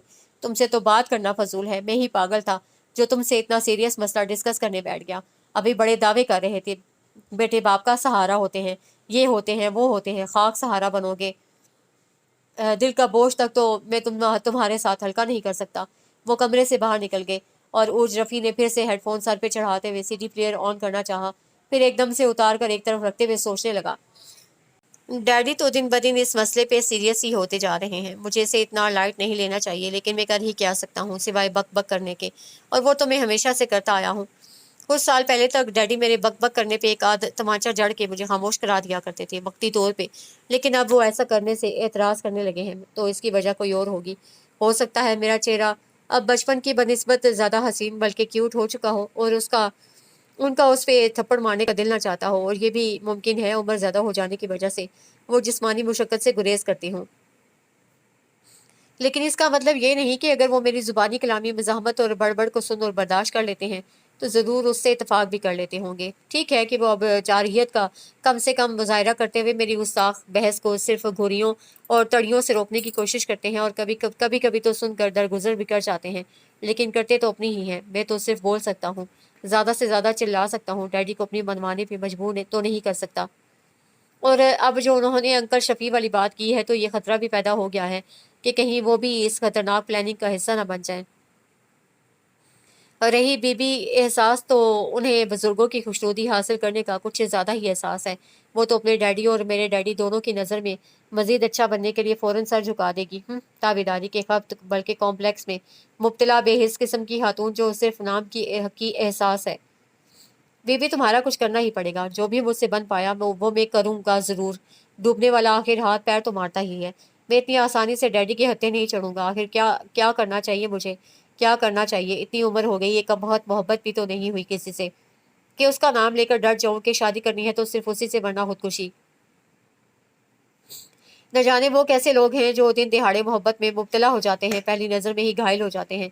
कितनी बार कितनी ही लड़कियां मुझे भी देखने में अच्छी लगी, लेकिन पहली तो क्या, चौथी, पांचवी, हता के 10वीं नज़र में भी हल्की सी खराश तक ना आई। घायल होना तो बहुत दूर की बात है, पर्सनैलिटी भी अच्छी खासी है, फिर पता नहीं क्यों हर खूबसूरत लड़की को मैं भैया भैया सा लगता हूँ। और उससे भी अजीब बात यह है कि हर हसीन लड़की मुझे आपा आपा सी लगती है। इसलिए किसी लव स्टोरी को बुनियाद बना के तो ये रिश्ता रद्द करने का कोई इम्कान नहीं। मामा और डैडी के सर से ये भूत इस तरह भी उतर सकता है कि वो खुद ये एहसास को नापसंद कर ले, लेकिन उन्हें अपनी लाडली से वजन करना मुश्किल ही नहीं, नामुमकिन भी है। नंबर 3 भी खारिज अज इम्कानात। हाँ, मुझसे वजन होने में उन्हें देर नहीं लगती। अभी कोई आकर डैडी से कह दे कि 10 मिनट पहले मैंने हबीब बैंक की गुलबर्ग वाली ब्रांच में डाका भी डाला है और बागबानपुरा की सड़क पे कार के नीचे किसी राहगीर को भी कुचला है, तो वो बिल्कुल ये भूल जाएंगे कि 10 मिनट पहले मैं उनके साथ इस घर में मॉडल टाउन में बैठा बातें कर रहा था। और अगर याद रहा भी तो तब भी पूरे वसूख से कहेंगे इस लड़के से कुछ बई नहीं, यह नामाकूल हरकत कर सकता है। बैक वक्त शहर के 3 मुख्तलिफ कोनों में मौजूद रह के खलबली मचा सकता है। ये आसान तरीका है, यानी कि वो मुझसे इस हद तक बेजार हो जाएं कि एहसास को मेरे पल्ले से बांधने के बजाय जहर दे देना पसंद करें। लेकिन सवाल यह है कि मैं ऐसा करूंगा क्यों? मैं क्यों अपनी राह में एक कांटे बखेरूं? डैडी के दिल में अपने लिए शक डालना आसान है, फिर सारी जिंदगी उस शक को दूर करते रहना मुश्किल तरीन। ये औखा काम है, इसमें उम्र भर की रुसवाई भी है और हाथ भी कुछ नहीं आने वाला। ये ना हो कि रद्द अमल मेरी तवक्को से बढ़ के शदीद और खतरनाक हो। मैं सिर्फ एहसास से बचना चाह रहा हूँ और नतीजे के तौर पे घर, फैमिली और प्रॉपर्टी तक से बेदखली के नोटिस अखबारों में शाया हो जाएं। उससे सख्ती से खुद को इस तजवीज़ पर अमल करने से से रोका। खुद को मजीद बुरा बना के पेश करने से बेहतर है खुद से कदरे बेहतर, बल्कि हर लिहाज से बेहतरीन शख्स को सामने लाया जाए, ताकि डैडी, मामा, अंकल और खुद एहसास तक उससे रिश्ता जोड़ने पे तुल जाएं। इस नुक्ते पे उसका जहन और दिल दोनों मुत्तफिक हो गए। लेकिन ये बेहतरीन शख्स कहाँ से दरियाफ्त किया जाए, ये भी एक मसला था। तेरा कख ना रहे, एहसास बिल बिला के वो उसे कोसने में मजबूर हो गया। मेरी सीधी सादी बेफिक्र सी इंजॉयमेंट से भरपूर लाइफ में तूने धड़ाधड़ मसले घुसेड़ दिए हैं। अब कहाँ से लाऊं वो शख्स? हाय वो परा कहाँ से लाऊं, तेरा दुल्हा जिसे बनाऊं? गुनगुनाते गुनगुनाते वो सोचने लगा, भाड़ में जाए परा। अगर दरियाफ्त ना हुआ तो इजाद कर लूंगा, खुद साख्ता परा, उसे तय कर लिया। आंटी, मेरे यार के सेहरे के फूल कब खिलेंगे? मोटी मोटी उंगलियों में मोटी मोटी अंगूठियां जी भर के फंसाई गई थी। लाल लाल आंखें कभी खुलती, कभी बंद होती, कभी गोल गोल घूमती। ऊज को उस पर नए सिरे से गौर करने के बाद हंसी आ गई। बाबा जी कुछ करो, मेरा बंदा बड़ा ही डाढ़ा सख्त है। रोज मार कुटाई, रोज गालम गलूच मार मार के मेरा भरता बना देता है। एक औरत ने फरियाद की, साथ ही अपने सूजे हुए रुखसारों पे पड़े नील के निशानात दिखाए। जालिम को खुदा बर्बाद कर देता है। ऐसा तावीज़ दूंगा तुझे मारने के लिए उठा हाथ टूट के नीचे आ गिरेगा। जो लात तेरी पीठ पे बरसती है लंगड़ी हो जाएगी। जिस जुबान से तुझे गाली दे, ना ना बाबा जी, इतना जलाल ना करो। वो बेचारी दहल गई। मेरे सर्कस आई है, मेरे 6 न मानो बच्चों का अब्बा, लूला लगड़ा बंदा मेरे किस काम का? भले मारता पीटता है, रात को रोटी तो ला देता है। बाजू टांग टूट गई तो मंजी पे लेटा लेटा लेटा क्या मजदूरी करेगा? तो फिर जा बाबा जी धाड़े, जा जाके दिन भर मार खा और रात को रोटी खा। बाबा के पास क्या लेने आई है? बाबा जी जरा हाथ होला रख के तावीज़ बनाओ, कुछ नरम सा टूना करो जी, बस ज्यादा ना मारा करे। चलो हफ्ते में एक आध बारी तो गुजारा हो जाता है, लेकिन रोज रोज मार खाने के बाद फिर घर के काम काज नहीं होते। मुंह पे निशान भी पक्के हो गए हैं। ओज ने ठंडी सांस भर के उस साबिर और शाकिर औरत को देखा और जेर लब गुदगुदाया, दिल है छोटा सा, छोटी सी आशा। वाकई ये छोटी सी ख्वाहिश ही तो है कि ये खातून फ़कत इतना चाहती हैं कि मार कुटाई का ये प्रोग्राम बिला दागा और रोज़ाना होने के बजाय हफ्तावार हो जाए, ताकि वो घरेलू अमूर बगैर किसी रुकावट के अंजाम दे पाएँ। हक हाँ बाबा जी, मेरी जनानी बड़ी बदजुबान है। पीले दांतों वाले दुकानदार टाइप इंसान ने अपना दुखड़ा रोया। आप किसी किस्म की रियायत ना करें, बेशक बाजू तोड़ दे, टांगे तोड़ दे, उस सथनी ने कौन सा मजदूरी करनी है? वो तो मुझे एक वक्त की रोटी तक नहीं पका के खिलाती, मेरी सारी कमाई पिछलों को खिलाती है। डाइन पिछल पैरी, बड़ा सख्त तावीज़ दूंगा, ऐसी शुगर करा दूंगा, एक दाना चीनी का खाने को तरसेगी। फालिश का ऐसा हमला कराऊंगा, मुंह टेढ़ा कर करके भी एक लफ्ज न बोल सकेगी। रोज दिल का एक से एक सख्त दौरा पड़ेगा। ना बाबा जी, اتنی بیماریاں لگا دی تو میرا تو اور خرچہ بڑھ جائے گا. آپ بس ایک ہی دفعہ خرچہ کروائیں اور کوئی سخت ترین تعویذ دے کے کام بھی مکا دو. اس سے نکو نک سخت تنگ ہو چکا ہوں. الو کے خون سے موت کا تعویذ لکھنا ہوگا. 6,000 لگیں گے. بابا جی نے ریٹ بڑھائے. کام 4 میں کام نہیں ہو سکتا. وہ دکاندار لگتا ہی نہیں تھا واقعی تھا, اسی لیے بارگیننگ پہ اتر آیا. جیتا جاگتا بندہ ہٹا دینا آسان کام نہیں. 6,000 سے پیسہ کم نہیں ہوگا. چلے جینا آپ کی نام میری 5,000 میں سودا پکا. وہ بھی اپنی طرز کا ایک ہی تھا. وہ ساخ بابا سے حجت کرتا ہے. میری زبان سے ایک لفظ نکل گیا نا تو ایسی 2 زنانیاں اور بھگتنی پڑیں گی. نہ جی نہ, معاف کرنا بابا جی, 6,000 ہی دے دوں گا. بس ایسی بدعا نہ دے جی, بس یہ موٹا کانٹا نکل جائے تو پھر آپ کے پاس ہی آنا ہے. دوسری سونی سی ملوک ووٹی بھی آپ کی دعا سے ہی ملنی ہے. وہ دانت نکوستا بابا کے گھٹنے کے نیچے 1,000 کے 6 نوٹ رکھ کے چلا گیا. کیا بات ہے بہو, صرف دیدار کرانے آئے ہو, عرض بیان نہیں کرو گے؟ بابا کے ایک چیلے نے اسے ٹھوکا دیا. ہاں ہاں جی. وہ چونک کے آگے کس کا؟ کہو کیا کیا ہے؟ شاہانہ انداز میں دریافت کیا گیا. وہ بابا جی, ایک لڑکی ہے. تمہیں چاہیے؟ ہیں لاہور؟ کیا مطلب لاہور والا؟ میرا مطلب ہے ہرگز نہیں. وہ بوکھلا گیا. پہلے تو سمجھ ہی نہیں پایا بابا جی چاہیے سے کیا مراد کر رہے ہیں. لڑکی نہ ہوئی لولی پاپ ہو گئی.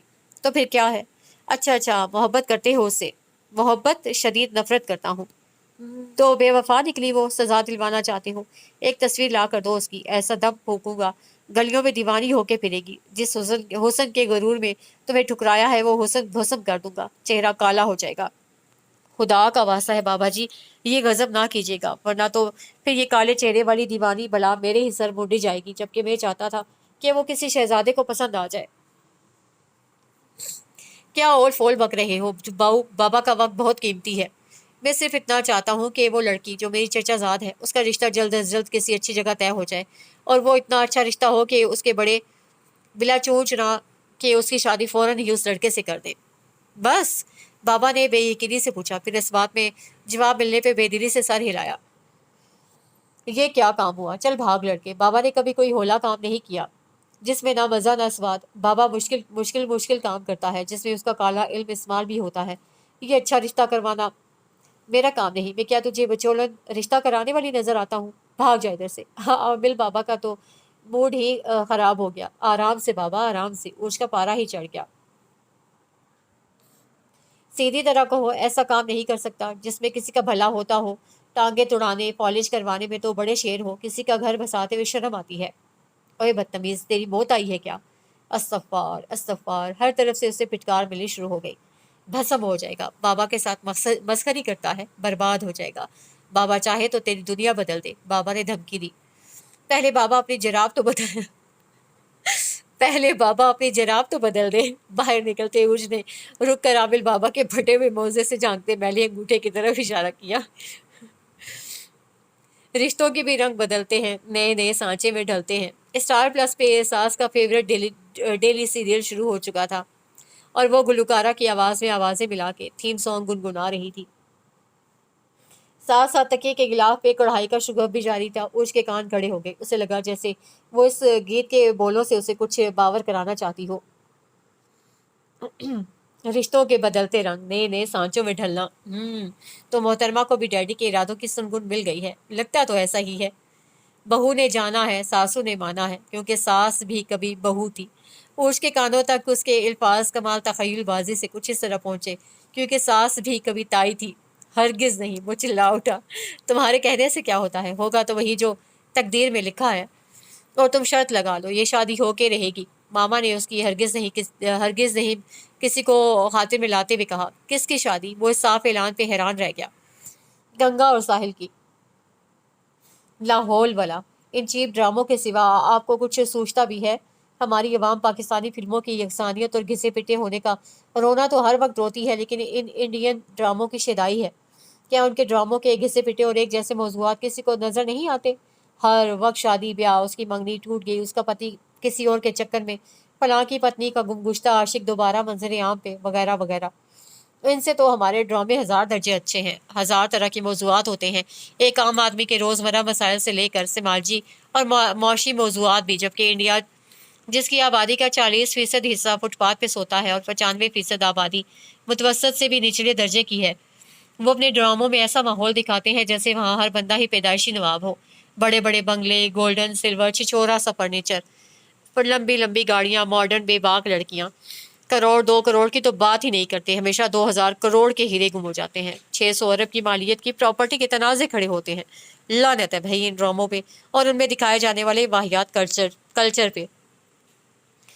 तो तुम ना देखो, मामा बिगड़ के बोली। एहसास अलबत्ता खामोश बैठी सुन रही थी। आप भी मत देखा कीजिए, और अगर देखना बहुत ज़रूरी है तो खुदा के लिए उन्हें अपने हवासों पे सवार मत कीजिए। हर वक्त घर में गंगा की शादी का मसला यूं डिस्कस होता है जैसे वो मेरी फुप्पो की बेटी हो। आराधना की मजलूमियत के रोने उठते बैठते यूं रोए जाते हैं जैसे उसकी हाय खुदा ना हादसा हमें ही तो लगने वाली है। पल्लवी को बेनौकत यूं सुनाई जाती है जैसे वो हमारी मज भैंस खोल के ले गई हो। और अस्तगफार, इन ड्रामों में तकरीबन हर किस्त में वो जो भजन गाए जाते हैं, कभी उनकी आवाज़ ही बंद कर दिया करें। मुसलमानों का घर है और आवाज़ें गूंज रही होती है काली माता की जय जयकार की। देख लीजिए, आज आप टाइटल सॉन्ग गा रही हैं, कल किसी दिन बेध्यानी में जे सदोशी माँ अलाप रही होंगी। हाय हाय, अल्लाह ना करे, नाउजुबिल्ला। वैसे बेटे कहते तो तुम ठीक हो, लेकिन ये तो बताओ क्या तुम तबलीगी जमात में शामिल हो गए? कहीं रायबिंड तो नहीं जाने लगे? मामा ने राजहारी से पूछा और देर से लाउंज के दरवाजे पे खड़े ये सारी डिस्कशन सुनते डैडी ने बुलाकर एंट्री दी। हाँ, तो अगर जाने भी लगा है तो इसमें एतराज़ वाली क्या बात है? आज ज़िंदगी में पहली बार मैंने अपने सपूत के मुंह से चंद अच्छी बातें सुनी हैं। अगर ये किसी तबलीगी जमात में शामिल होने का असर है तो मैं दुआ करता हूँ ये ज़िंदगी भर उससे मुंसलिक रहे। रही बात रायबिंड के इज्तिमा में शामिल होने की, तो बेगम हमारी नई नस्ल बहुत बाशऊर हो चुकी है। वो जो पिछली नस्ल मुल्लाइज़्म के बारे में मनफी प्रोपेगेंडा कर गई थी, नई नस्ल इस ढिकोसले और साजिश से आज़ाद हो चुकी है। इसमें मज़हब के बारे में जानने की लगन बढ़ती जा रही है। बहुत से नौजवान मुख्तलिफ तबलीगी जमातों से मुंसलिक होकर दीनी और दुनियावी ज़िंदगी में तवाज़ुन पैदा कर रहे हैं। अब तो रायबेंड के तबलीगी इज्तिमा में बहुत से पॉप सिंगर्स और अदाकार तक शामिल होते हैं। मैं तो पहले ही ये इंडियन ड्रामों के खिलाफ हूँ। पता नहीं तुम औरतों को क्या चस्का है। और क्या, मैं भी तो समझा रहा था इन्हें। ऊज ने डैडी की हिमायत पाकर मजीद शेर होते हुए एहसास के नज़दीक पड़ा रिमोट कंट्रोल उठा लिया। दर्जनों चैनल्स हैं, बंदा कुछ भी देख ले। HBO है, star movies, movie net, MM, fashion TV। उसे कई इंग्लिश चैनल्स के नाम गिनवाते हुए चैनल पे चैनल बदला और सुए इतफाक हर चैनल पे एक से बढ़ के एक तबाहकुन सीन नजर आया। सर चुकर के मामा इस बहस से बोर होकर किचन चली गई थी और एहसास से मायूस होकर सारी तवज्जो कढ़ाई के टांके पर मरकूज कर ली थी। ऊज के सर पर डैडी ने एक जोरदार चपत रसीद की। नाहिंजार, मैं समझ रहा था मेरा बच्चा बड़ा बीबा हो गया है। बेहया को ये सब देखना था, इसलिए माँ से उलझ रहा था। इस मुनाफकत से तो बेहतर है कि इंसान कम बड़ी बड़ाई बुराई को ही तस्लीम कर ले। इतनी अच्छी अच्छी बातें करके ज़रूर मेरे दिल को खुशफहमी में मुब्तला करना था कि मेरा बेटा अब सुधर चला है, वो भी अक्लो शोर की बातें कर सकता है। फरेब दे रहा था माँ को। उसे हिंदुओं के ड्रामे देखने पर बातें सुना रहा है और खुद इन नंग धड़ंग अंग्रेज़ों को देखने के लिए मचल रहा है। डैडी, ये तो बस इत्तेफाक से। ओहो, मेरी गर्दन तो छोड़े।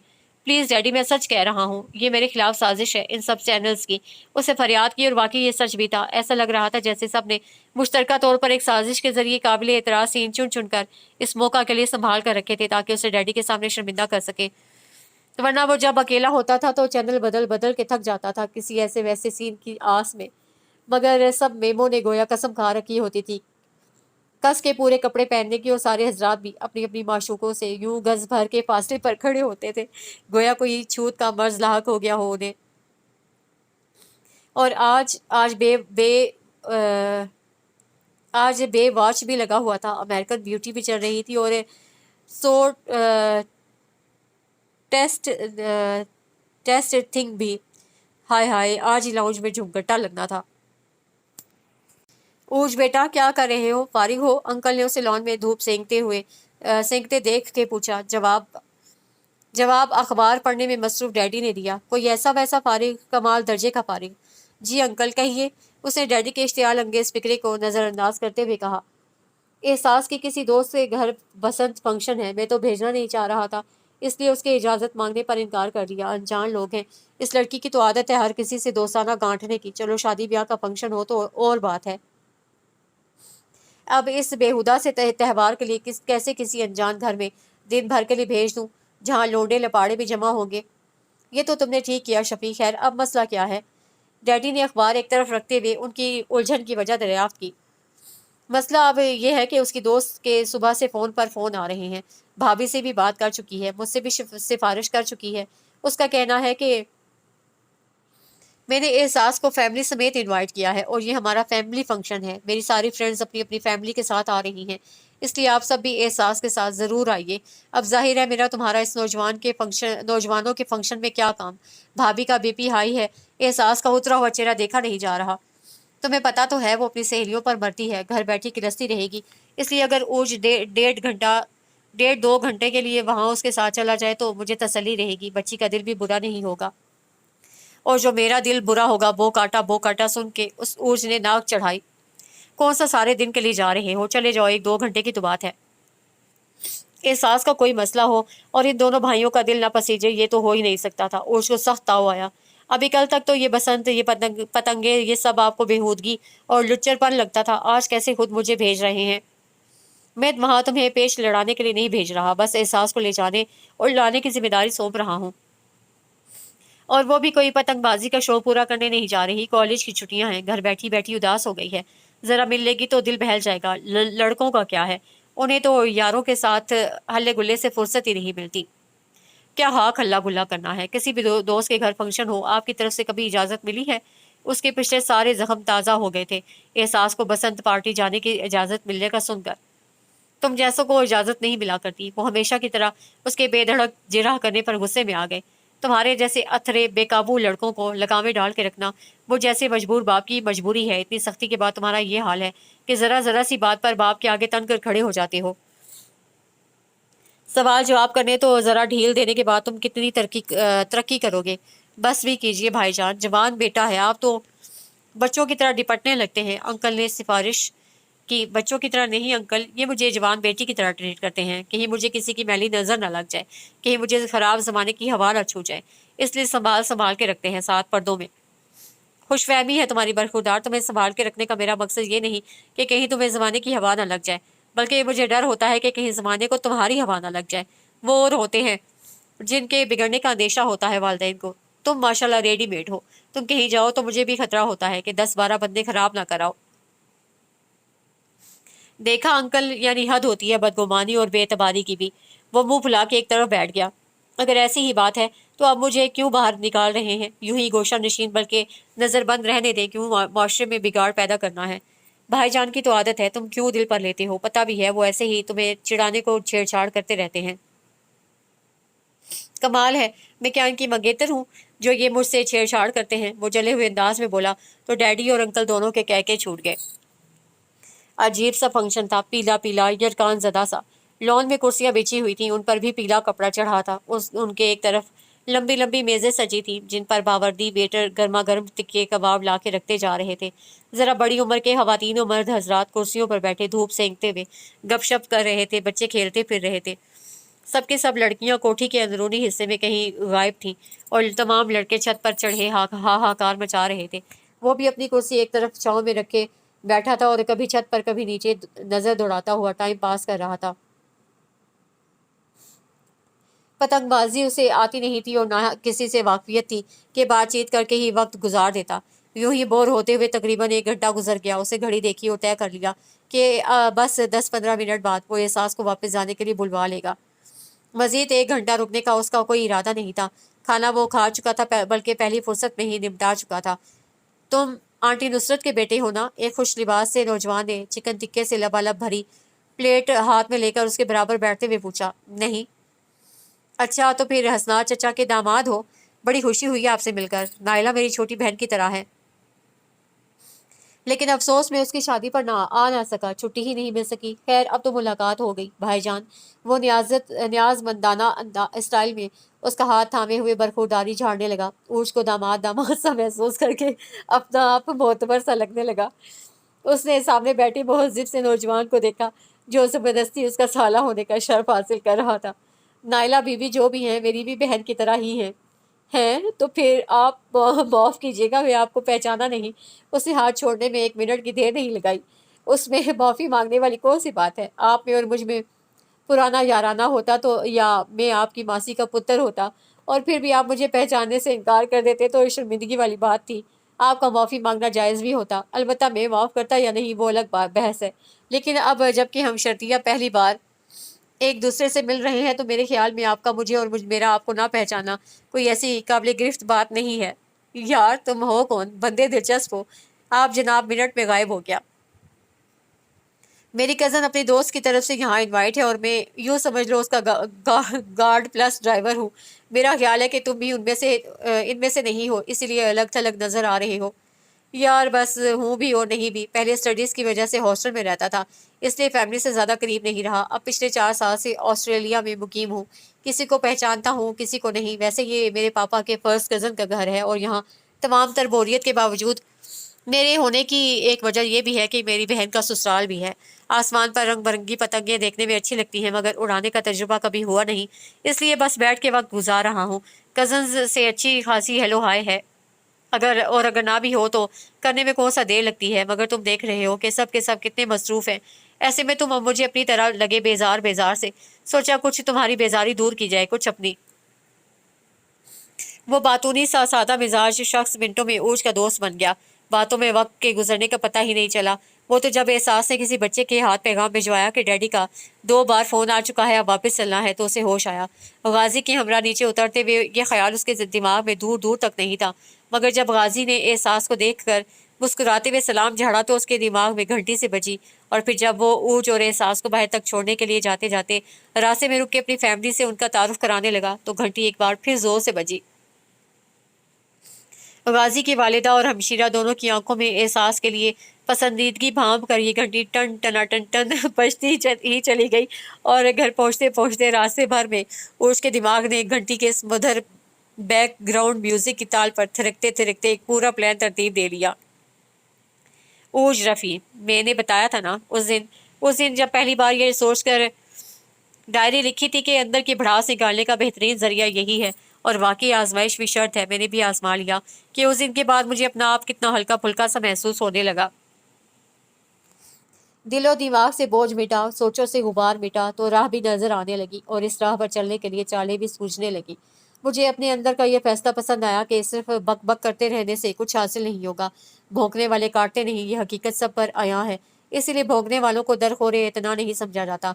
मेरे बड़बोलेपन से मुझे कोई फायदा नहीं होने वाला था। मुझे काट कर ही सबको, मेरा मतलब है कि अमली कदम उठाते ही सब हासिल हो उठाने से ही कुछ हासिल हो सकता था। इसलिए मैंने एक के बाद दूसरे कई कदम उठा लिए, बल्कि सरपट भागना शुरू कर दिया। पहला ध्यान तो मेरा इसरार की तरफ ही गया। जाहिर है वो मेरा परखा जांचा हुआ था, लेकिन मैं उसे जांचने परखने पर 4 हर्फ भेज के रह गया। जब मुझे इतला मिली कि वो मौसूफ तो किसी के ठीकरे की मांग है, मेरी शक्ल पर ठीकरे ही तो बरसने लग गए। एहसास उसे बिल्कुल सही कहती थी, पुरस्रार, बल्कि मेसना घुटना चुप चुपीता। अगर पहले कभी बता देता तो मैंने कौन सा उसका ठीकरा उठा के भाग जाना था। खैर, उससे मायूस होके मैंने इधर उधर देखा, कोई और माकूल शख्स एहसास के लिए ढूंढना चाहा, लेकिन मेरे जानने वाले तो बेशुमार थे, दोस्त बेहद कम। अब सरसरी सी जान पहचान वालों को एकदम अपनी किसी कज़न के लिए रजामंद करना तो खासा दुश्वार काम था। और फिर मेरे हल्का अहबाब में ज़्यादातर मेरे क्लास फेलोज थे, मेरी ही तरह हाउस जॉब करने वाले। उनमें ऐसी क्या खास बात होती कि डैडी फ़ौरन एहसास के लिए उनमें से किसी एक को चूज़ कर लेते। तंग आके मैंने आमिल बाबा के आसाने का रुख किया। सोचा था कि कुछ तावीज़ घंटे या दम दरूद से ही काम बनाने की कोशिश की जाए। तावीज़ धागे, और वो भी काले इल्म के ज़रिए, है तो मनहूस सा काम, खुदा का नापसंदीदा, मगर मैं कौन सा किसी गलत मकसद के लिए इस्तेमाल कर रहा था। मेरी नीयत तो ठीक थी, इसलिए अखबार में उन बाबा का इश्तिहार देख के वहाँ चला गया। इश्तिहार भी तो खासा पुरकशिश था। काले इल्म की काट के माहिर बंगाली आमिल बाबा, जिन्होंने बर्मा के जंगलात में 3 साल, अफ्रीका के गारों में 25 साल और कोकाफ के वीरानों में 40 साल तक धूनी रमा के ज्ञान हासिल किया। अब आपके दिली मुराद पूरी करने के लिए हर वक्त तैयार, मुश्किल से मुश्किल काम 24 घंटों में कराने की फुल गारंटी। सख्त दिल महबूब कदमों में लोट पोट कराना हो, कड़क मिजाज बॉस के घुटने टेकाने हो, बदनीयत हमसाए के घर में आग लगानी हो, फितनी ससुराल के होश ठिकाने लगाना हो, कुटनी सास की कमर तुड़वानी हो, लालची दामाद को तुम हिलाने पर मजबूर करना हो, कमीनी बहू को तीर की तरह सीधा करना हो, लड़का ननद को भीगी बिल्ली बनाना हो, दुकान का घटिया से घटिया माल अच्छी से अच्छी कीमत पर धड़ाधड़ बिकवाना हो, गालियां देने के आदि शोहर को जन मुरीद बनाना हो, कोहड़ और बदसूरत बीवी को राह से हटाना हो, हर काम चुटकी बजाते में मुमकिन। अगरचे मुझे इन सब में से कुछ भी नहीं कराना था, लेकिन अगर जो शख्स ये सारे काम चुटकी बजाते कर सकता है, उसी के लिए मेरी मासूम सी ख्वाहिश पूरी करना क्या मुश्किल था। लेकिन वहां जाके मुझे सख्त अफसोस हुआ। भला काले इल्म के जरिए कोई सफ़ेद यानी बेदाग काम भी हो सकता है। ये इल्म तो काले बल्कि काले स्याह मकासद के लिए ही इस्तेमाल हो सकता है। मैं तौबा तौबा करके वहां से निकला। तीसरी कोई राह अब तक मुझे सूझी नहीं थी कि अचानक गाजी से मुलाकात हुई, और ये मुलाकात भी एहसास की वजह से ही हुई। मैं तो बस उसे उसके दोस्त के घर छोड़ने गया था, और खुदा ने गाजी को वसीला बनाकर भेज दिया। वो कई लिहाज से मुझसे बेहतर है, एस्टैब्लिश बिजनेस, और वो भी फॉरेन में। ऑस्ट्रेलिया की nationality, handsome personality, high qualified और एजुकेटेड, फैमिली बैकग्राउंड भी स्ट्रॉन्ग था। अब सवाल ये था कि इतनी खसूसियात के होते हुए वो एहसास जैसी आम सी लड़की को कैसे पसंद करेगा, और बिलफर्ज वो पसंद भी कर ले तो उसकी फैमिली कैसे रजामंद होगी। हो सकता है वो लोग कास्ट से बाहर शादी करते ही ना हो सकता है उसके बाप ने मेरे डैडी की तरह अपनी कोई भांजी भतीजी पसंद कर रखी हो सकता है उसकी माँ ने किसी करोड़पति बाप की या किसी मिल ओनर की साहिब जायदाद बेटी के ख्वाब देख रखे हो सकता है उसकी बहनों के अरमान कुछ कोई चंदे आफ्ताब किस्म की हूर परी भाभी लाने के हों। जाहिर है ये सब मैं उसकी फैमिली से मिले और जाने बगैर कैसे हतमी तौर पर सोच सकता था। मैंने उसे राह रस्म बढ़ाने में जरा देर न लगाई। उसकी फैमिली का माहौल खासा खुला डुला था। मैं चंद ही मुलाकातों में घुल मिल गया, और मेरा एक हो सकता है हो गया। यानी उसकी वालदा साहिबा मेरे अंदाजे के ऐन मुताबिक किसी अमीर कबीर बहू के ख्वाब देख रही थी। हालांकि वो कोई गिरी पड़ी फैमिली नहीं थी, और गाजी भी अच्छा खासा बिजनेस चला रहा था, लेकिन मैंने महसूस किया कि वो लोग, खसूसन उसकी अम्मी, नौ दौलतिया किस्म के लोगों वाला मिजाज रखती थी। उनके अंदर मजीद से मजीद तर की हिर्स हुड़कती रही थी। उनकी ख्वाहिश थी कि उनके बेटे की दुल्हन आम सा जहेज लाने के बजाय बंगले, गाड़ियां, फैक्ट्री और महंगे महंगे प्लॉट अपने नाम लिखवा के लाए। मैंने उनकी दुखती रग पे हाथ रखा और एहसास के नाम ऐसी ऐसी प्रॉपर्टी लगवा के उनके सामने पेश की कि खुद एहसास और उसके वालिद मोहतरम तक ना जानते होंगे। आंटी, गाजी मेरा बहुत अच्छा दोस्त है। अगरचे उससे मिले हुए मुझे ज़्यादा अरसा नहीं हुआ, लेकिन मेरे पूरे वसूख से कह सकता हूँ कि वो एक बेहतरीन इंसान है। आप सब लोगों की के खलूस और शराफत का भी मैं दिल से कायल हो चुका हूँ, इसलिए खुद ये बात करने की हिम्मत कर रहा हूँ। वरना अच्छा तो नहीं लगता कि मैं अपने मुंह से अपने ही कज़न की बात आपसे करूँ, लेकिन बात यह है कि एहसास के मामले में मेरे डैडी बहुत हसास हैं। वो नहीं चाहते कि उनकी भतीजी, जिसे वो अपनी बेटी जानते हैं, लालची या बदनीयत किस्म के लोगों के फरेब का शिकार हो जाए, और जाहिर है कि उसके खासी चांसेस हैं। दरअसल मेरे अंकल ने अपनी बीवी के वफात के बाद दूसरी शादी नहीं की, और तमाम तर तवज्जो का मरकज़ अपनी बेटी को बना लिया। सारी ज़िंदगी जो कमाया बनाया सब एहसास के नाम है। फैक्ट्री, बंगला, इस्लामाबाद में 2.5 कनाल का प्लॉट, कराची में लग्जरी फ्लैट, लाहौर में शॉपिंग प्लाजा, और अच्छा खासा बैंक बैलेंस। अपनी वालदा का छोड़ा हुआ सेरों सोना भी उसका है। उसके साथ साथ ना सिर्फ वो अपने ताया यानी मेरे डैडी की प्रॉपर्टी में भी हिस्सेदार है, बल्कि उसके नाना बढ़ते हुए कई मुरब्बा ज़मीनें उसके नाम कर गए। मेरे डैडी नहीं चाहते कि उसका जो रिश्ता है वो लोग सिर्फ जायदाद और फैक्ट्रियों, ज़मीनों की लालच में उसे अपनी बहू बनाना चाहते हों। इसलिए उनके मशवरे से अंकल ने ये बात छुपा के रखी है कि वो इतनी बड़ी प्रॉपर्टी की अकेली वारिस है। हाँ, ये तो अच्छा किया तुम्हारे डैडी ने। आंटी सूखे लबों पर जुबान फेरने लगी, शायद उनका हलक खुश्क हो रहा था। वो बच्ची तो देखने में ही इतनी भली तबीयत की लगती है, उसे वाकई लालची लोगों के हाथ नहीं जाना चाहिए। और क्या आंटी, आजकल की लड़कियों वाली तरारी तो उसे छू के नहीं गुजरी। बेहद सीधी सादी है। मैंने दिल पर जबर करते हुए उसका कसीदा पढ़ा, हालांकि मैं उसके हिज्जू करने में माहिर था। मेरी मामा ने उसकी तरबियत ऐसी की है कि उसे अपनी दौलत जायदाद का जरा गरूर नहीं, घर के हर काम में माहिर है। और किसी को क्या चाहिए, खूबसूरत भी है, तालीम याफ्ता और ज़हीन भी, सुघड़ बा, तमीज़ बा, अदब और जिम्मेदार भी, सूरत और सीरत दोनों में लाजवाब। उस लड़की को भला कौन नाशुक्रा कबूलेगा। दौलत का क्या है, आनी जानी चीज़ है। और फिर जहेज का लालच वो करें जिनके अपने घर में कुत्ते लौट रहे हों। हमें तो भाई ऐसी ही बाहया और खुश इखलाक अच्छे घराने की सुलझी हुई बच्ची चाहिए थी, वरना हमारे पास किस चीज़ की कमी है जो हम लालच करें। ये नहीं, हया इखलाक की कमी थी, मैंने दिल ही दिल में सोचा। लेकिन ये मौका पैर पर कुल्हाड़ी मारने का नहीं था। उन्हें हमवार करने के बाद मैंने गाजी को टिटोला। वो दिल का अच्छा बेजरर सा इंसान था, लेकिन माँ के हाथों में पूरी तरह खिलौना बन चुका था। उसे एहसास पसंद आई थी, हैरत है, उसे बज़ाहिर उसके साथ आने वाले लंबे चौड़े जहेज से कोई सरोकार भी ना था। لیکن وہ خوش تھا کہ اس کی ماں لالچ میں کسی غلط لڑکی کا انتخاب نہیں کر رہی، بلکہ اسے تو میرا شکریہ تک ادا کیا۔ مزید حیرت، بھلا احساس میں ایسا بھی کیا ہے؟ خیر سانو کی، ہمیں کیا؟ اب دوسرا اور قدرے مشکل مرحلہ گھر میں اس ذکر کو چھیڑنا تھا۔ میں نہیں چاہتا تھا کہ گھر میں کسی کو احساس ہو کہ اس سارے قصے کے پس منظر میں میری کتنی تگ و دو شامل ہے۔ اگر اس کی ہوا بھی ڈیڈی کو لگ جاتی تو بس پھر۔ خیر تھانو کی، آپ کو کیا؟ سب سے پہلے میں نے غازی کو گھر میں اپنے نئے دوست کی حیثیت سے متعارف کرایا۔ انکل تو انکل، ڈیڈی بھی اس سے خاصے متاثر ہوئے۔ اس کی بزنس سینس ان کی رائے کے مطابق غضب کی تھی۔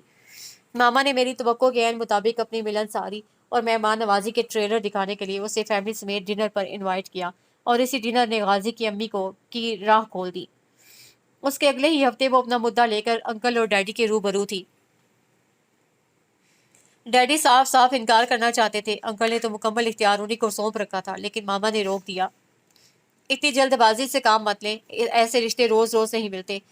کیوں نہیں ملتے؟ اور میں پوچھتا ہوں ہمیں ضرورت ہی کیا ہے رشتہ ڈھونڈنے کی؟ نہیں ملتے تو نہ ملے، ہمارے گھر میں رشتہ موجود ہے۔ کون؟ اوج؟ لیکن آپ جانتے ہیں وہ اس کے لیے تیار نہیں۔ ایسی کی تیسی کر کے رکھ دوں گا، اتنے جوتے ماروں گا کہ انکار کرنے کی ہمت نہیں ہوگی۔ احساس مجھے اس سے بڑھ کے عزیز ہے، اسے میں اس گھر سے دور نہیں جانے دوں گا۔ کیا ہاں کہ عزیز ہے، اتنی محبت ہوتی اس بچی سے تو اس کا بھلا سوچتے، نہ کہ اس کی زندگی برباد کرنے کی پلاننگ کرتے۔ نہ میں پوچھتی ہوں جو لڑکا اپنی ایسی کی تیسی کروانے کے بعد اور 100 جوتے کھانے کے بعد اس سے شادی پر تیار ہوگا، وہ اسے کیا محبت دے گا؟ پہلے ہی وہ اس رشتے پر راضی نہیں، آپ کی زبردستی سے اور بھی چڑھے گا۔ آپ کو اچھا لگے گا کہ احساس جیسی بچی کسی انچاہے رشتے میں بندھے؟ اس سے تو بہتر ہے کہ آپ ان لوگوں کے بارے میں سوچیں جو اسے چاہ اور ارمان سے بیانے آ رہے ہیں۔ قدر کریں گے وہ اس کی، پھر وہ لڑکا بھی۔ میرا مطلب ہے کیا برائی ہے اس میں، جبکہ اپنے عروج کو ابھی پیروں پر کھڑا ہونے میں کئی برس لگیں گے؟ ہاں اگر وہ رضامند ہوتا تو اور بات تھی، لیکن اگر دونوں کے مزاج نہیں ملتے تو پھر زبردستی کا کیا فائدہ؟ ماما نے انہیں کچھ اس طرح کنونس کیا کہ ڈیڈی کو مانتے ہی بنی۔ دوسری طرف غازی کی ماں کو میں نے دلاسے دے رکھے تھے کہ فی الحال کسی مصلحت کے تحت احساس کی پراپرٹی کو خفیہ رکھا جا رہا ہے، نکاح نامے پر سائن ہوتے ہی سارے کاغذات اس کے حوالے کر دیے جائیں گے۔ انہوں نے اپنی بے نیازی دکھانے کی ناکام سی اداکاری کرنے کی کوشش کی۔ آئے ہائے بیٹا، کیسی باتیں کرتے ہو؟ جس سے بیٹی دی اسے سب کچھ دے دیا؟ ہاں جی، وہی تو میں کہہ رہا ہوں کہ انہوں نے سب کچھ دے دیا ہے۔ ہمیں تو کسی جہیز کی ضرورت نہیں ہے، اللہ کا دیا سب ہمارے پاس ہے۔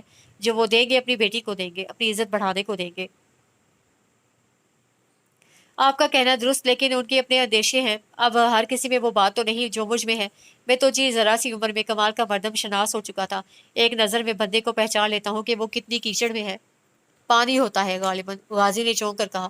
وہی وہی، ہاں تو میں نے بھانپ لیا ہے کہ آنٹی آپ سب سے پرخلوص اور بے ریا، شاید ہی اس دنیا میں کوئی دوسرا ہو۔ توبہ استغفار استغفار۔ لیکن ڈیڈی اور انکل دودھ کے جلے ہیں، اس لیے چائے بھی پھونک پھونک کے پیتے ہیں۔ یار تم محاورے کچھ گڑبڑ نہیں کر دیتے ہو؟ غازی نے پھر ٹوکا۔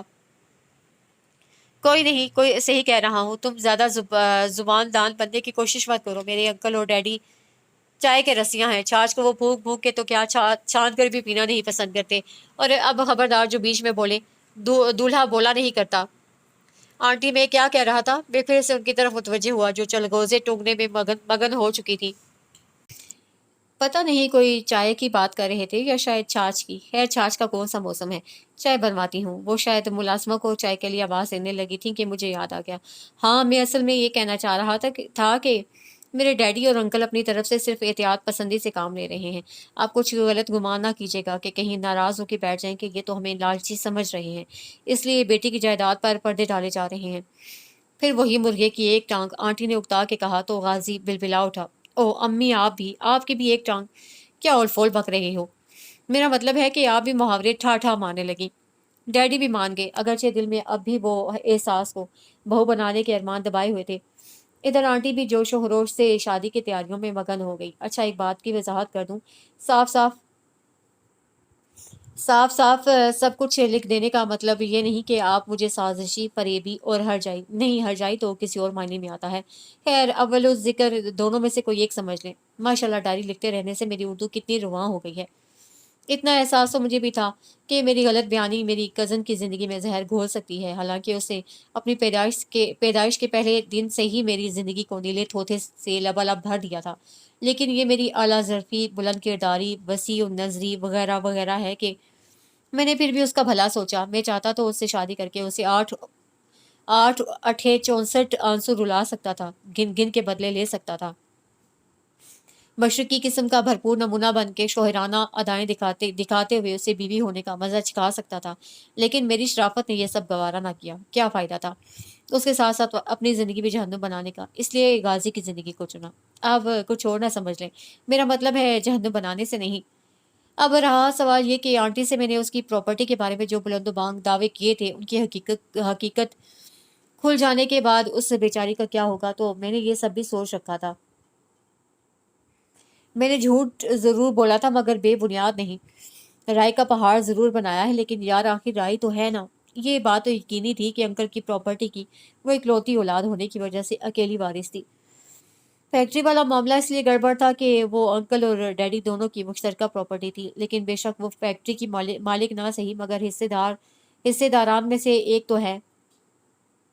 अंकल तो हमेशा से हमारे साथ रहते आए हैं, इसलिए क्या बंगला बनाते और क्या उसे बेटी के नाम करते, मगर आंटी की ज़िंदगी में उन्होंने डिफेंस में एक किनाल का एक कॉर्नर प्लॉट ज़रूर खरीदा था। इरादा तो बनाने का था, मगर उनकी वफात के बाद तन्हाई के खौफ से हिम्मत नहीं की। आज वो प्लॉट एहसास के नाम है और उसकी कीमत पिछले कई सालों से दुगनी होती जा रही है।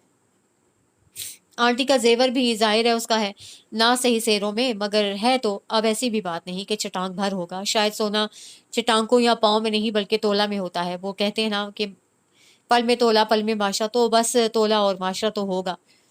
हाँ, कराची के लग्जरी फ्लैट, इस्लामाबाद के प्लॉट और लाहौर के शॉपिंग प्लाजा के साथ साथ नाना मरहूम की जमीन वाले दावे ज़रूर हवाई हैं।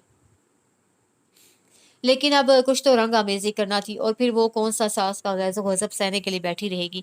शादी के महीने बाद तो उसे ऑस्ट्रेलिया चले जाना है। गाज़ी अच्छा इंसान है, वो खुद ही मामला संभाल लेगा। एहसास भी मुतमईन नज़र आ रही है, वरना शायद मुझे कोई खलिश रह जाती कि कहीं उसके साथ ज़बरदस्ती तो नहीं हो रही। नहीं, मैंने बताया तो है कि मैं किस कदर भला मांस, नरम दिल और हसास फितरत इंसान हूँ। किसी के साथ ज़्यादती होते देख ही नहीं सकता।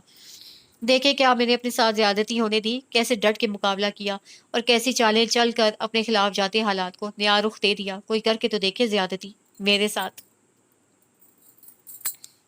पता है आपको, एक दिन का जिक्र है और ये उस दिन का जिक्र है जब गाजी का जिक्र मेरे घर में सिर्फ मेरे दोस्त की हैसियत से हुआ था। अभी मैंने उसकी फैमिली को इनवाइट करने का जिक्र नहीं किया था। यही वजह है कि उनकी तरफ से रिश्ते का कोई जिक्र भी नहीं छिड़ा था। तो उस दिन जब मैं जिक्र ओहो, मेरा मतलब है म्यूजिक सुन रहा था, तो एहसास ने उसके आने की इतला यूं कुछ कुछ यूं दी। ऊज वो तुम्हारे दोस्त आए हैं। इसरार और गाजी दोनों को ही मैंने चाय पर बुलाया था। कौन से दोस्त? मैं उन्हें बुला के भूल चुका था। वही ये गाजी तेरे पर इसरार बंदे। जाहिर सी बात थी, जब मैंने उसके दोस्तों को नहीं बख्शता था तो वो क्यों मौका हाथ से जाने देती।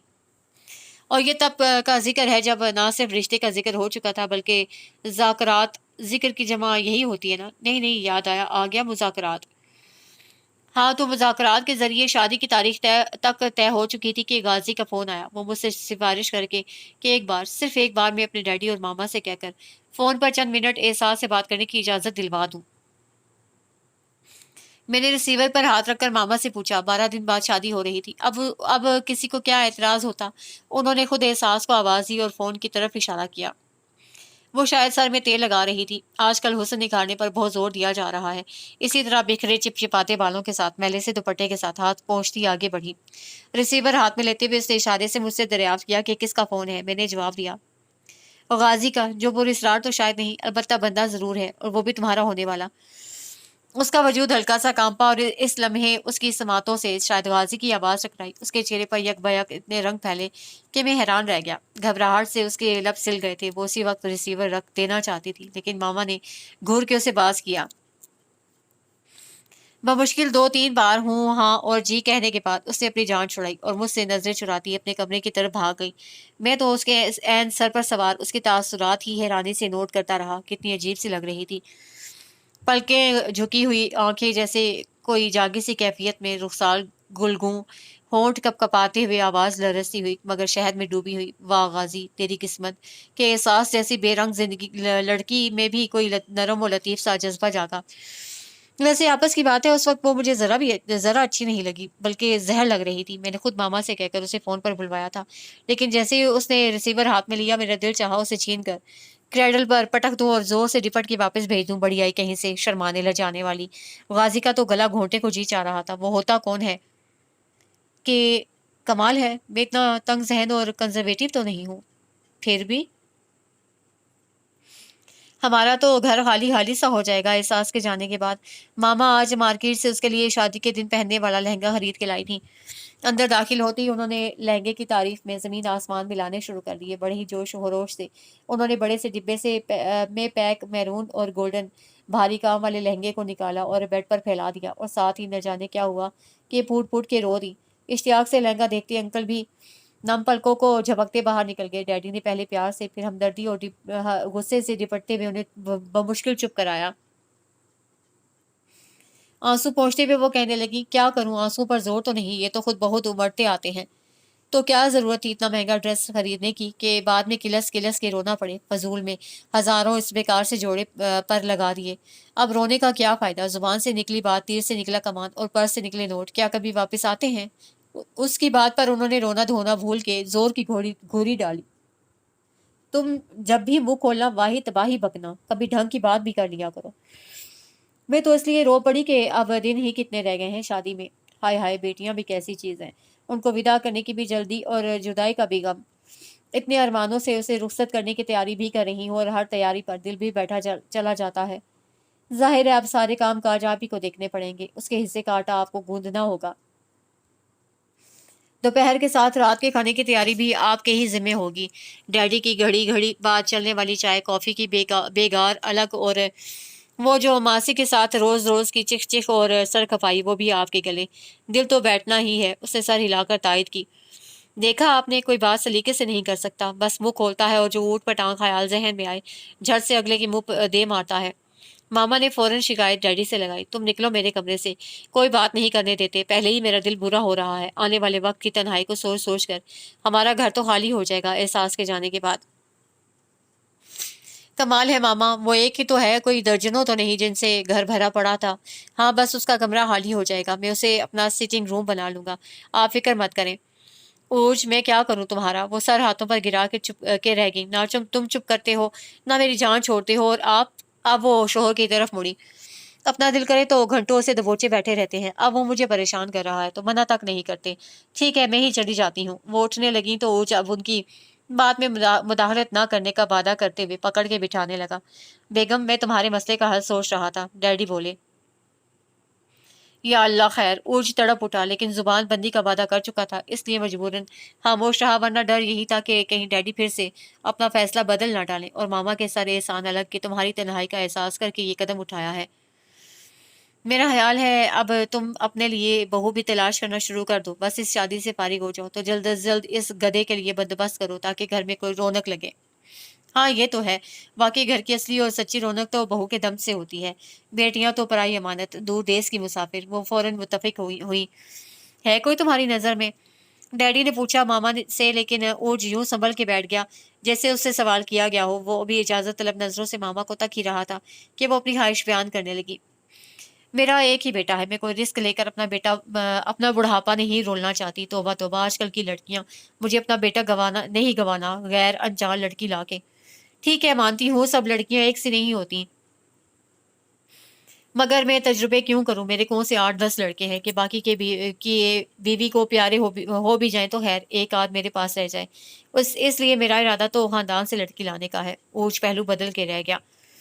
हाँ वाकई बड़ी अच्छी अच्छी बच्चियां हैं फैमिली में। मेरे रिश्ते के कई बहन भाई हैं जिनकी शादी के लायक बच्चियां हैं। एक ही खानदान बरादरी की बच्चियां घर का माहौल रस्म और रिवाज अच्छी तरह जानती हैं, जल्द घुल मिल जाती हैं। घर में रचने बसने में उन्हें देर नहीं लगती। या अल्लाह, ये आज दोनों हर बात में हाँ क्यों मिला रहे हैं। उसे इल्तिजाइया नजरों से आसमान की तरफ मुंह करके फरियाद की, और मजीद चुप रहना तब तरीन हो गया जब मामा नाम तक गिनवाने लगी। आपा हालदा की दो हैं, नाजमा और वासफा। आपके अमेरिका वाले कजन जो पिछले साल ही इस्लामाबाद शिफ्ट हुए हैं, उनकी भी एक बेटी है। इधर मेरे मैके में मेरी बहन की 3, भाई की 1। प्लीज मामा, वो वादा तोड़ बैठा। मुझे फैमिली में शादी नहीं करना। अगर फैमिली ही की लड़की से शादी करना होती तो फिर। वो कहते कहते रुक गया कि एहसास में क्या बुराई थी। क्यों, खानदान की लड़कियों की क्या नाक बहती है, मामा बिगड़ के पूछने लगी। اب نہیں بہتی ہوگی مگر میں نے بہتی ہوئی دیکھی تو ہے. اوہو کیسے سمجھاؤں؟ بس مجھے کسی ایسی لڑکی سے شادی نہیں کرنی جسے میں کئی سالوں سے دیکھتا چلا آ رہا ہوں, 1000 بار کی دیکھی گھسی پٹی شکل. بے وقوف انسان, جس سے تمہاری شادی ہوگی کیا اسے مہینے بعد دیکھا کرو گے؟ نئی نکو شکل ڈھونڈ بھی لی تو کب تک نہیں رہے گی؟ ڈیڈی نے تاؤ کھا کے کہا. دلہن کے طور پر تو مجھے نئی شکل ہی چاہیے, بعد کی بات میں دیکھیں گے. ویسے بھی نہ آپ کی فیملی میں نہ ماما کے میکے میں کوئی ڈاکٹر ہے میرے لیے. تمہیں ڈاکٹر کیوں چاہیے؟ تم خود ڈاکٹر ہو, اپنا علاج خود کر لیا کرنا. ڈیڈی نے ہنسی میں اڑانا چاہا. پلیز اس بات کو ٹالے مت, میں شادی کروں گا تو کسی لیڈی ڈاکٹر سے, آخر میں ڈاکٹر ہوں. اسے زور دے کر کہا. تو یہ کہاں لکھا ہے کہ ڈاکٹر کی شادی ڈاکٹر سے ہوگی؟ اب میں کنسٹرکشن کے بزنس میں ہوں, یعنی عرف عام میں ٹھیکیدار. تو کیا میرے ماں باپ میرے لیے کوئی ٹھیکیدار نہیں ڈھونڈتے؟ تمہارے اصول و قواعد معاشرے پر لاگو ہو جائیں تو doctor, teacher, business man, engineers, banker, وکیل وغیرہ تو کسی نہ کسی طرح کھپ جائیں گے, لیکن یہ بیچارے ویلڈنگ والے, پلمبر, الیکٹریشین, گورکن اور رکشہ تانگا چلانے والے, یہ سب تو کوارے رہ جائیں گے. ان کے جوڑ کا بر کہاں سے ملے گا؟ ابھی ہمارے معاشرے پر یہ وقت نہیں آیا کہ عورتیں ہتھوڑے پیچکس اٹھا کے گھر گھر دروازے کھٹکھٹاتی پھریں. جی نلکا تو نہیں خراب, گٹر تو نہیں ابل رہا, تارے تو نہیں شارٹ ہو گئی. اسی طرح بیچاری گھریلو سی لڑکیاں بھی بیٹھی کی بیٹھی رہ جائیں گی کہ ان کے ٹکر کے گھریلو امور میں ماہر لڑکے کہاں سے ڈھونڈے جائیں. ڈیڈی نے اچھی خاصی کلاس لے لی. یہ میرا مسئلہ نہیں, لیڈی ڈاکٹرز کی تو اچھی خاصی تعداد ہے, ایک نہ ایک تو مجھے بھی مل جائے گی. میں نے اسے بحث ختم کی. میاں ایک سے تم کہاں صبر کرنے والے ہو؟ تمہیں تو روز نئی شکل چاہیے. اب ڈاکٹرز کی اتنی ورائٹی کہاں سے لائیں؟ او ہو ڈیڈی, آپ تو بات ہی پکڑ لیتے ہیں. آج اس گھر میں مائیوں کی تقریب تھی. احساس شفیع اور غازی مراد علی کی مائیوں کی تقریب. ابھی شام کے 6 بجے تھی. لڑکے والوں نے رسم کے لیے 9 بجے آنا تھا, لیکن اس وقت بھی کم گہما گہمی نہیں تھی. شادی کی تقریبات کا باقاعدہ آغاز آج ہی کی رسم سے ہونا تھا, اس لیے دور پرے کے شہروں میں رہنے والے رشتہ داروں کی آمد کا سلسلہ صبح سے جاری تھا. احساس کے دوستوں میں سے کئی قریبی اور بے تکلف سہیلیاں مقررہ وقت سے کئی گھنٹے پہلے موجود تھیں تاکہ مائیوں کی رسم میں ہونے والے انتظامات میں ماما کا ہاتھ بٹا سکیں. اس لیے گھر کے اندر اور باہر لان میں افراتفری کا سامان تھا. اندر لڑکیوں کی تیاری کا شور اور گلگلا تھا تو باہر مہمانوں کی نشست و عشائیہ کے لیے انتظامات کو حتمی شکل دی جا رہی تھی. عرج کا جوش دیکھنے سے تعلق رکھتا تھا. صبح سے وہ نائٹ سوٹ میں ملبوس مختلف کام نپٹاتا نظر آ رہا تھا. ابھی کیٹرنگ والوں کے ہاتھوں ابھی ٹینٹ سروس سے جھگڑنے میں کہ انہوں نے مائیوں کی مناسبت سے زرد اور سبز شامیانے کیوں نہیں لگوائے, اور جب وہ حسب روایت زرد اور سبز شامیانے تان گئے تو پھر سے جھگڑنے پہنچ گیا کہ یہ کیا پینڈوں والے رنگ لگا دیے ہیں. بڑی مشکل سے یہ موتیا رنگ کے شامیانے منتخب ہوئے جن کے اندر زرد روشنیوں کے انتظامات سے ایسا ماحول پیدا کیا گیا کہ رات کے اندھیرے میں دیکھتے یوں محسوس ہو جیسے ہر طرف سے پیلی شعائیں پھوٹ رہی ہوں. اندر گھاس میں تبیز سرخ قالین بچھے تھے جن پہ کتار در کتار زرد کپڑا چڑھی کرسیاں دھری تھیں. وسط میں وہ جگہ جہاں ڈھولک اور مائیوں کی رسم ادائیگی ہونا تھی, زرد دریاں بچھی تھیں. زرد اور سبز گاؤ تکیے پڑے تھے. سرخ قالین پہ سبز اور زرد دری پہ سرخ گلاب کی پتیاں بکھیر دی گئی تھیں. ذرا ذرا سے فاصلے پر آرائشی گملے رکھے گئے تھے. اوپر لٹکی شامیانے کی چھت سے گیس کے خوبصورت آرائشی ہنڈولے نما لیمپ جھول رہے تھے. زرد اور سبز رنگ ہی کے امتزاج سے تیار کیا گیا اسٹیج بےحد خوبصورت لگ رہا تھا. وہ پہلے تلے کے کام والا بڑا سا پیڑھا تھا جو گیندے کے پھولوں سے بھرا پڑا تھا. اوج اچھی طرح وہاں کے انتظامات سے مطمئن ہونے کے بعد باہر نکلا. اب اس کا ارادہ استقبالیہ راہ گاہ کی آرائش کروانے کا تھا. پہلے تو اسے گھر آئے مہمانوں کے ادھر سے ادھر بھاگتے بچوں کو کنٹرول کرنے کی بڑی کوشش کی. بڑی مشکل سے انہیں چھت پہ چڑھایا کیونکہ لان میں ان کا مزید کھیلتے رہنا اب صورتحال کے لیے نقصان دہ تھا. ایک طرف مہمانوں کے بٹھانے اور تقریب کے انتظامات تھے تو دوسری طرف کیٹرنگ والے انگیٹیاں دہکائے بیٹھے تھے. باربیکیو کی تیاریاں جاری تھیں. اب گیٹ کے اندر سے آنے والے راستے کی آرائش کرنا تھی. اسے ڈیکوریٹرز کو گیندے کے پھولوں سے زمین پہ خیر مقدمی نقش و نگار بنانے کی ہدایت کی. ابھی یہاں سے فارغ ہوا تھا کہ لائٹ مین آ گیا. آرائشی کمکموں کی آرائش وہ اپنی ہدایت میں کروانے ہی والا تھا کہ اسرار آ گیا. اسے اس کا قابل قدر قسم کی گالیوں سے نوازنے کے بعد उसने बाकी काम उसके सुपुर्द किए और खुद नहाने चला गया। नहा धो के उसने चाय तलब की। वही अफरा तफरी यानी एहसास की क्लोज दोस्त इफराह, जिसने पिछले 2-4 रोज से यही डेरे डाल रखे थे, चाय के साथ पकौड़े और हलवा लेकर आई। लीजिए जनाब, आपने तो सिर्फ चाय मांगी थी, मैं चाय शाय ले आई हूँ। जरा नवाजी है आपकी, उसे तौलिए से सर रगड़ते हुए बशाशत से कहा। नहाने के बाद भी उसे थकन सी महसूस हो रही थी। दिल चाह रहा था कुछ देर अकेले कमरे में सुकून से आंखें मूंद के लेटा रहे, लेकिन उसके कमरे पे डैडी के अमेरिका वाले कजन की फैमिली का कब्जा था। वो इधर उधर नजरें दौड़ाता किचन में लाउंज में बैठने की जगह तलाश करने लगा। एक सोफे पे फूलों से भरे लिफाफे रखे थे, दूसरे पे उपटन घोल के मुख्तलिफ प्यालियों में रखा था, तीसरे पे मिठाइयों के टोकरे रखे थे। वो मुश्किल जगह बना के वो बैठा के चाय के गर्मा गर्म कप, पालक के खस्ता पकौड़ों और गाजर के खुशबूदार हलवे ने तबीयत पे छाई कसलमंदी और तकान को मिनट में ज़ायल कर दिया। 8 बज चुके थे, मेहमान आने ही वाले होंगे और घर वालों की तैयारी का कोई हाल ही नहीं। सर मुंह झाड़ और सर फाड़, नहीं यार, वो मुंह फाड़ और सर झाड़ते फिर रहे हैं। 10 बजे से पहले किसने आना है, वो बेफिक्री से बोली। और अगर जो कोई आ गया तो ये फिटे मुंह शक्लें इस्तकबाल करेंगी।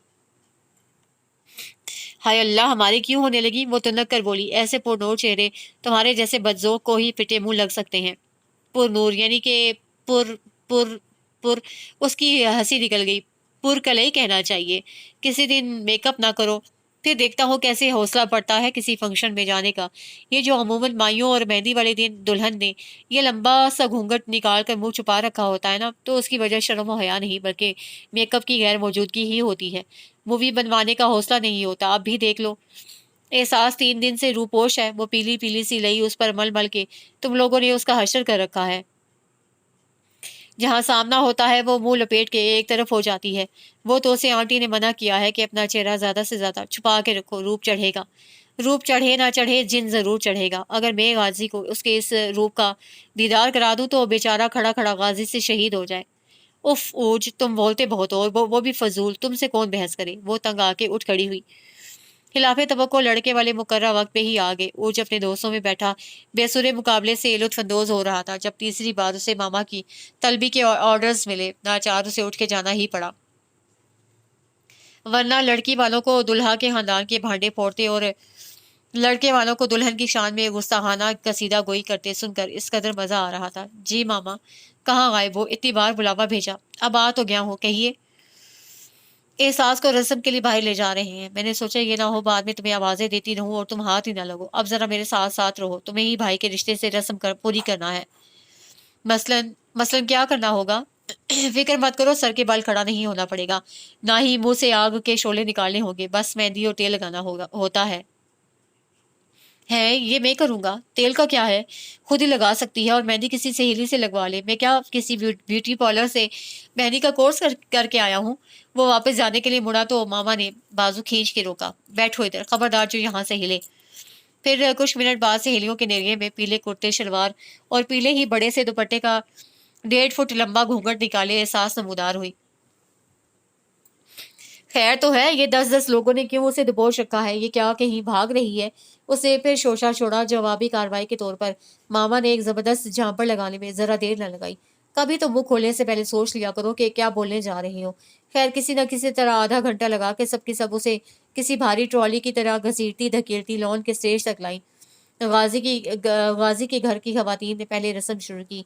एक एक खातून आती हथेली पे धरे पत्ते पे मेहंदी रख के और सजी सजाई प्याली में रखे तेल में अपनी एक आध उंगली नफासत से जरा सी डिबोते हुए घूंघट के अंदर कहीं कहीं छुपे एहसास के सर पे लगा के वापस चली जाती। फिर बारी आई लड़की वालों की, जहां खवातीन का अच्छा खासा काल था।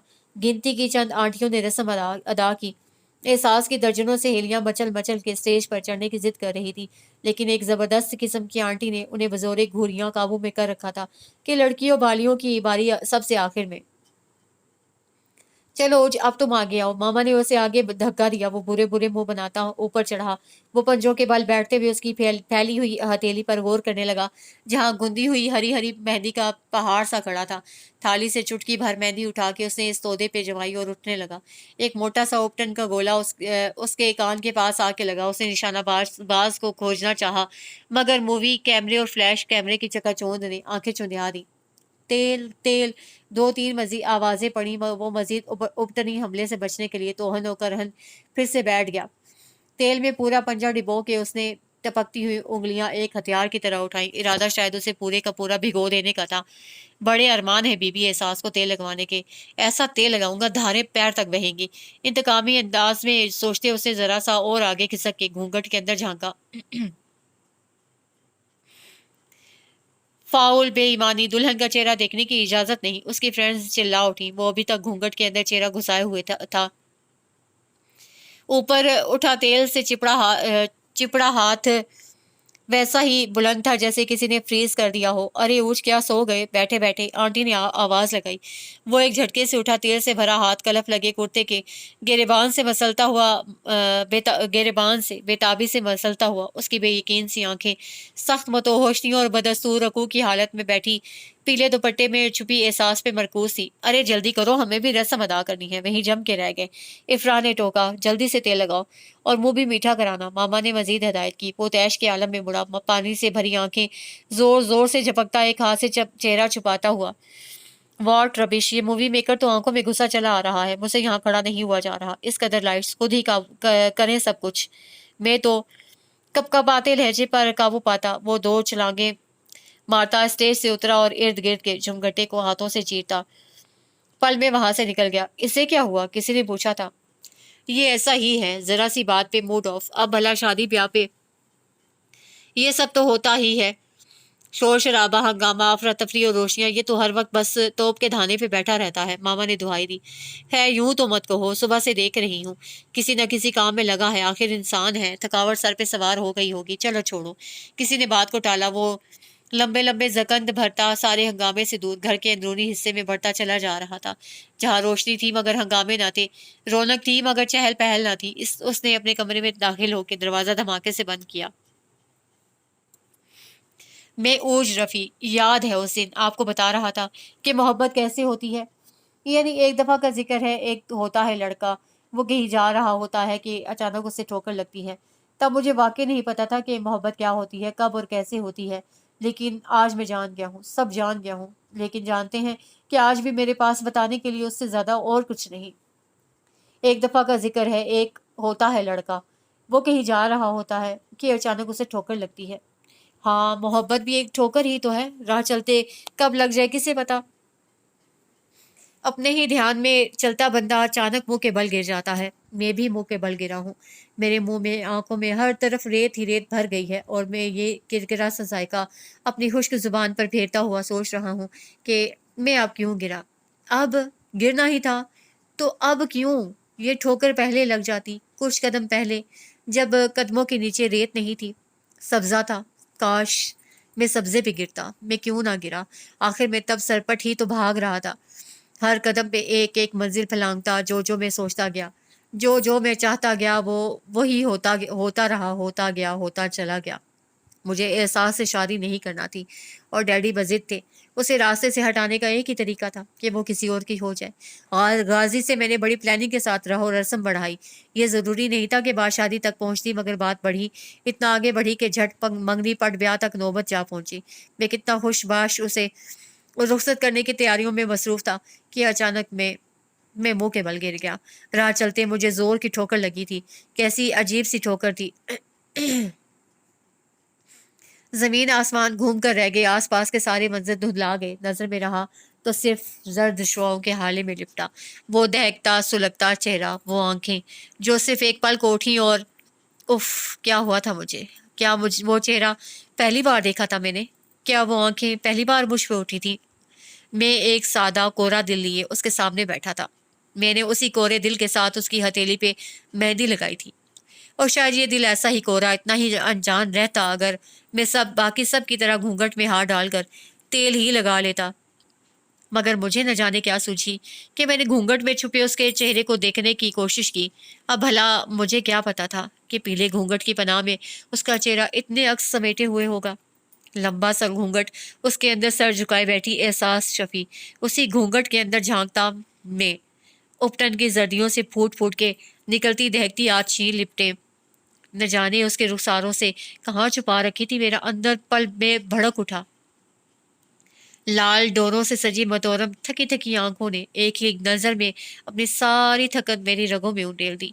कपकपाते नम लबों की सारी लर्जिश मेरी पोरों में उतर आई।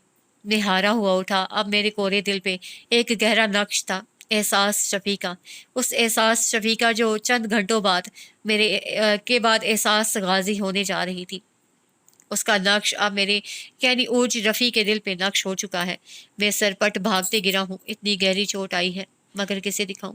कौन सहलाए, कौन मरहम लगाए? क्या मैं खुद? और आज मेहंदी का फंक्शन है, एहसास शफी और गाजी मुराद अली के मेहंदी की तकरीब। दिखाओ जरा, कहीं ज्यादा तेज बुखार तो नहीं? मामा ने बिस्तर पे आंखें मूंद के लेटे ऊज के माथे पे फिक्रमंदी से हाथ रखा। कुछ नहीं मामा, वो उकताया हुआ सा बोला। लगता है थकन हो गई। अंकल ने राय दी। शफी मेरे भाई, ये तो उठने वाला नहीं, तुम ही जाकर डॉक्टर ले आओ। प्लीज मामा, डॉक्टर की जरूरत नहीं, मुझे कुछ नहीं हुआ। बस आप लोग मुझे तनहा छोड़ दें। उससे बाजू मोड़ के चेहरे पे रख लिया। भाभी ये ठीक कह रहा है, इसे कुछ देर आराम करने दें। कई दिनों से मुसलसल मसरूफियत ने इसे थका डाला है। वो ने लिए कमरे में से निकल गए।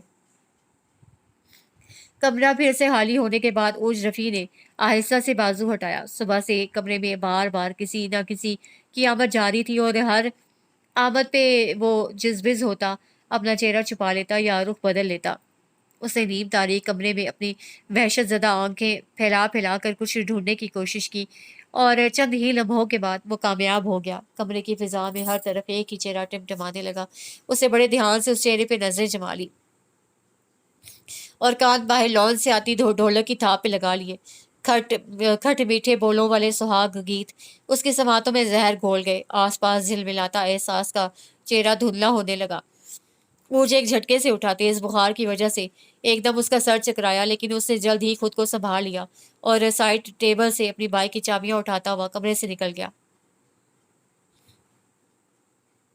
और इस वक्त निकाह की तैयारियां हैं। एहसास शफी और गाजी मुराद अली के निकाह की। बारात का वक्त रात 9 बजे है और उसके इस्तकबाल के लिए रफ़ी सलाहुद्दीन ने एक महंगे बैंक्वेट हॉल में शानदार इंतजामात करा रखे हैं। लेकिन निकाह के लिए सुबह का वक्त मुकर्रर किया गया ताकि शाम को अगर बारात ताखिर से भी आए तो रुखसती में देर ना हो।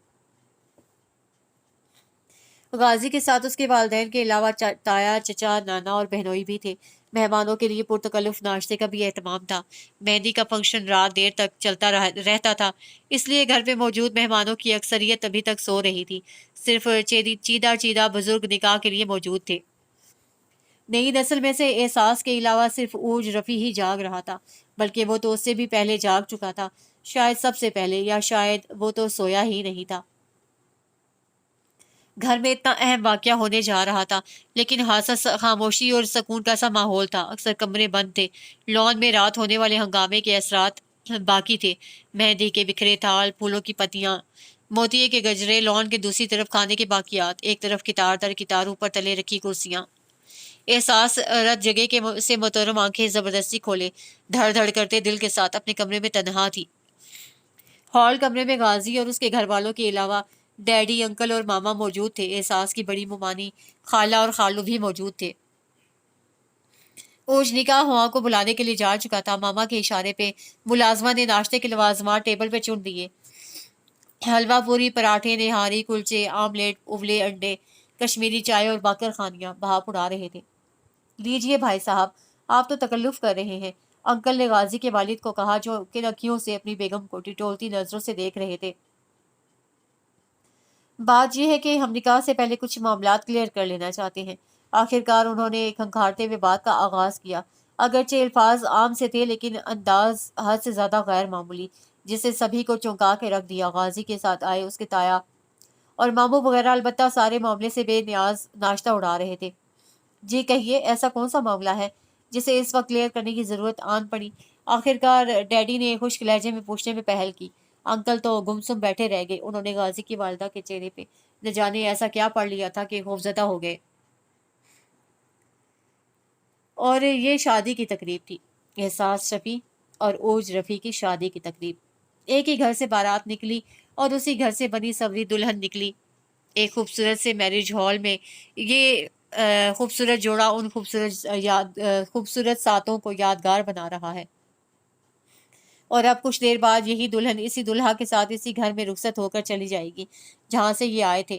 دونوں کا نکاح آج صبح اسی گھر میں ہو چکا تھا، انابی شرارے پر ڈل گولڈن کام کے ساتھ، بھاری گولو بند جھمکوں اور ٹیمر سوری اور جھومر ٹیکے کے ساتھ احساس بلا کی خوبصورت لگ رہی ہے، اور اس کے برابر شہزادوں کسی سرج دھرج والا اونچ آف وائٹ شیروانی کلا اور کرتا شلوار کے ساتھ خوشی اور فتح کی سرشاری سے تمتماتا چہرہ لیے چہک رہا ہے۔ ماما اور ڈیڈی کی خوشی چھپائے نہیں چھپ رہی، انکل کے چہرے سے وہ گھبراہٹ مفقود تھی جس نے پچھلے کئی دن سے ان کا احاطہ کیا ہوا تھا۔ اب وہاں سکون ہی سکون تھا، اطمینان ہی اطمینان تھا۔ بے خبر مہمان آتے ہی ایک زبردست سے جھٹکے سے دوچار ہوتے، اور باخبر مہمان جو نکاح کے وقت موجود تھے ہنس کے اس خوشگوار تبدیلی کی وجہ بتاتے، اس تبدیلی کی جس کے نتیجے میں آج اوج رفیع غازی مراد علی کی جگہ فاتح بنا کھڑا تھا۔ میں اوج رفیع، میرا خیال ہے اب تعارف کی مزید ضرورت نہیں ہے، اب تک تو آپ مجھے جان ہی چکے ہوں گے، بلکہ جو کچھ میں بتانے جا رہا ہوں اس کے بعد تو کبھی بھول ہی نہیں سکتے۔ اچانک لگی چوٹ نے کچھ دیر کے لیے میرے حواس ضرور مختل کر دیے تھے، لیکن اس کا مطلب یہ نہیں کہ میں بالکل ہی آؤٹ ہو گیا تھا۔ مجھے کچھ نہ کچھ تو کرنا تھا، کوئی حل، کوئی علاج، کوئی مداوا، کوئی مرہم، اور آپ جانتے ہیں زخم کا مرہم کیا ہوتا ہے، وہ ملن سے بڑھ کے اور کیا ہو سکتا ہے، اور اس مرہم کا انتظام مجھے خود کرنا تھا۔ کس سے مانگتا، کس کو زخم دکھاتا، انہیں جو پہلے ہی اب کیا وجہ بتاتا، انہیں اپنے فیصلے کی تبدیلی کی کیا یہ بتاتا کہ ایک دفعہ کے ذکر ہے ایک لڑکا تھا، وہ کہیں جا رہا تھا کہ اچانک اسے ٹھوکر لگتی ہے۔ میرا دماغ اتنا بھی خراب نہیں تھا کہ میں یہ مقدمہ ڈیڈی یا ماما کے سامنے پیش کرتا، یہ جنگ مجھے خود لڑنا تھی، اور میں نے لڑی، کیا خوب لڑی۔ ذرا سا دماغ ہی تو لڑانا تھا، کون سا توپے چلانا تھی یا میزائل گرانا تھے، اور آنٹی یعنی غازی کی امی کے لیے تو ایک ہی میزائل کافی تھا۔ جیسے ہی یہ بات میرے دماغ میں آئی، میں بخار سب بھول کے اٹھ کھڑا ہوا اور بائک اڑاتا سیدھا وہاں پہنچا۔ جب میں احساس کی کچھ موجود اور کچھ نہ موجود جائیداد کی جھلک دکھا کے انہیں دیوانہ کر سکتا تھا، تو اسی جائیداد کو مکمل غیر موجود قرار دے کر انہیں مکمل پاگل، بلکہ پاگل کا پتر بھی بنا سکتا تھا۔ یہ بہت آسان کام تھا اور میں نے بہت آسانی سے کیا۔ مجھے کرنا ہی کیا تھا، صرف یہ کہ آنٹی صاحبہ کو مطلع کرتا کہ احساس کے پاپا یعنی میرے انکل دوسری شادی کے چکر میں ہیں، اور اسی چکر میں انہوں نے بیٹی کو حالی ہاتھ رخصت کرنے کا پروگرام بنایا ہے تاکہ ساری پراپرٹی نئی نویلی بیوی کے نام لگائی جائے۔ خبردار کرنے کے بعد میں نے احتیاطاً انہیں ہدایت کی،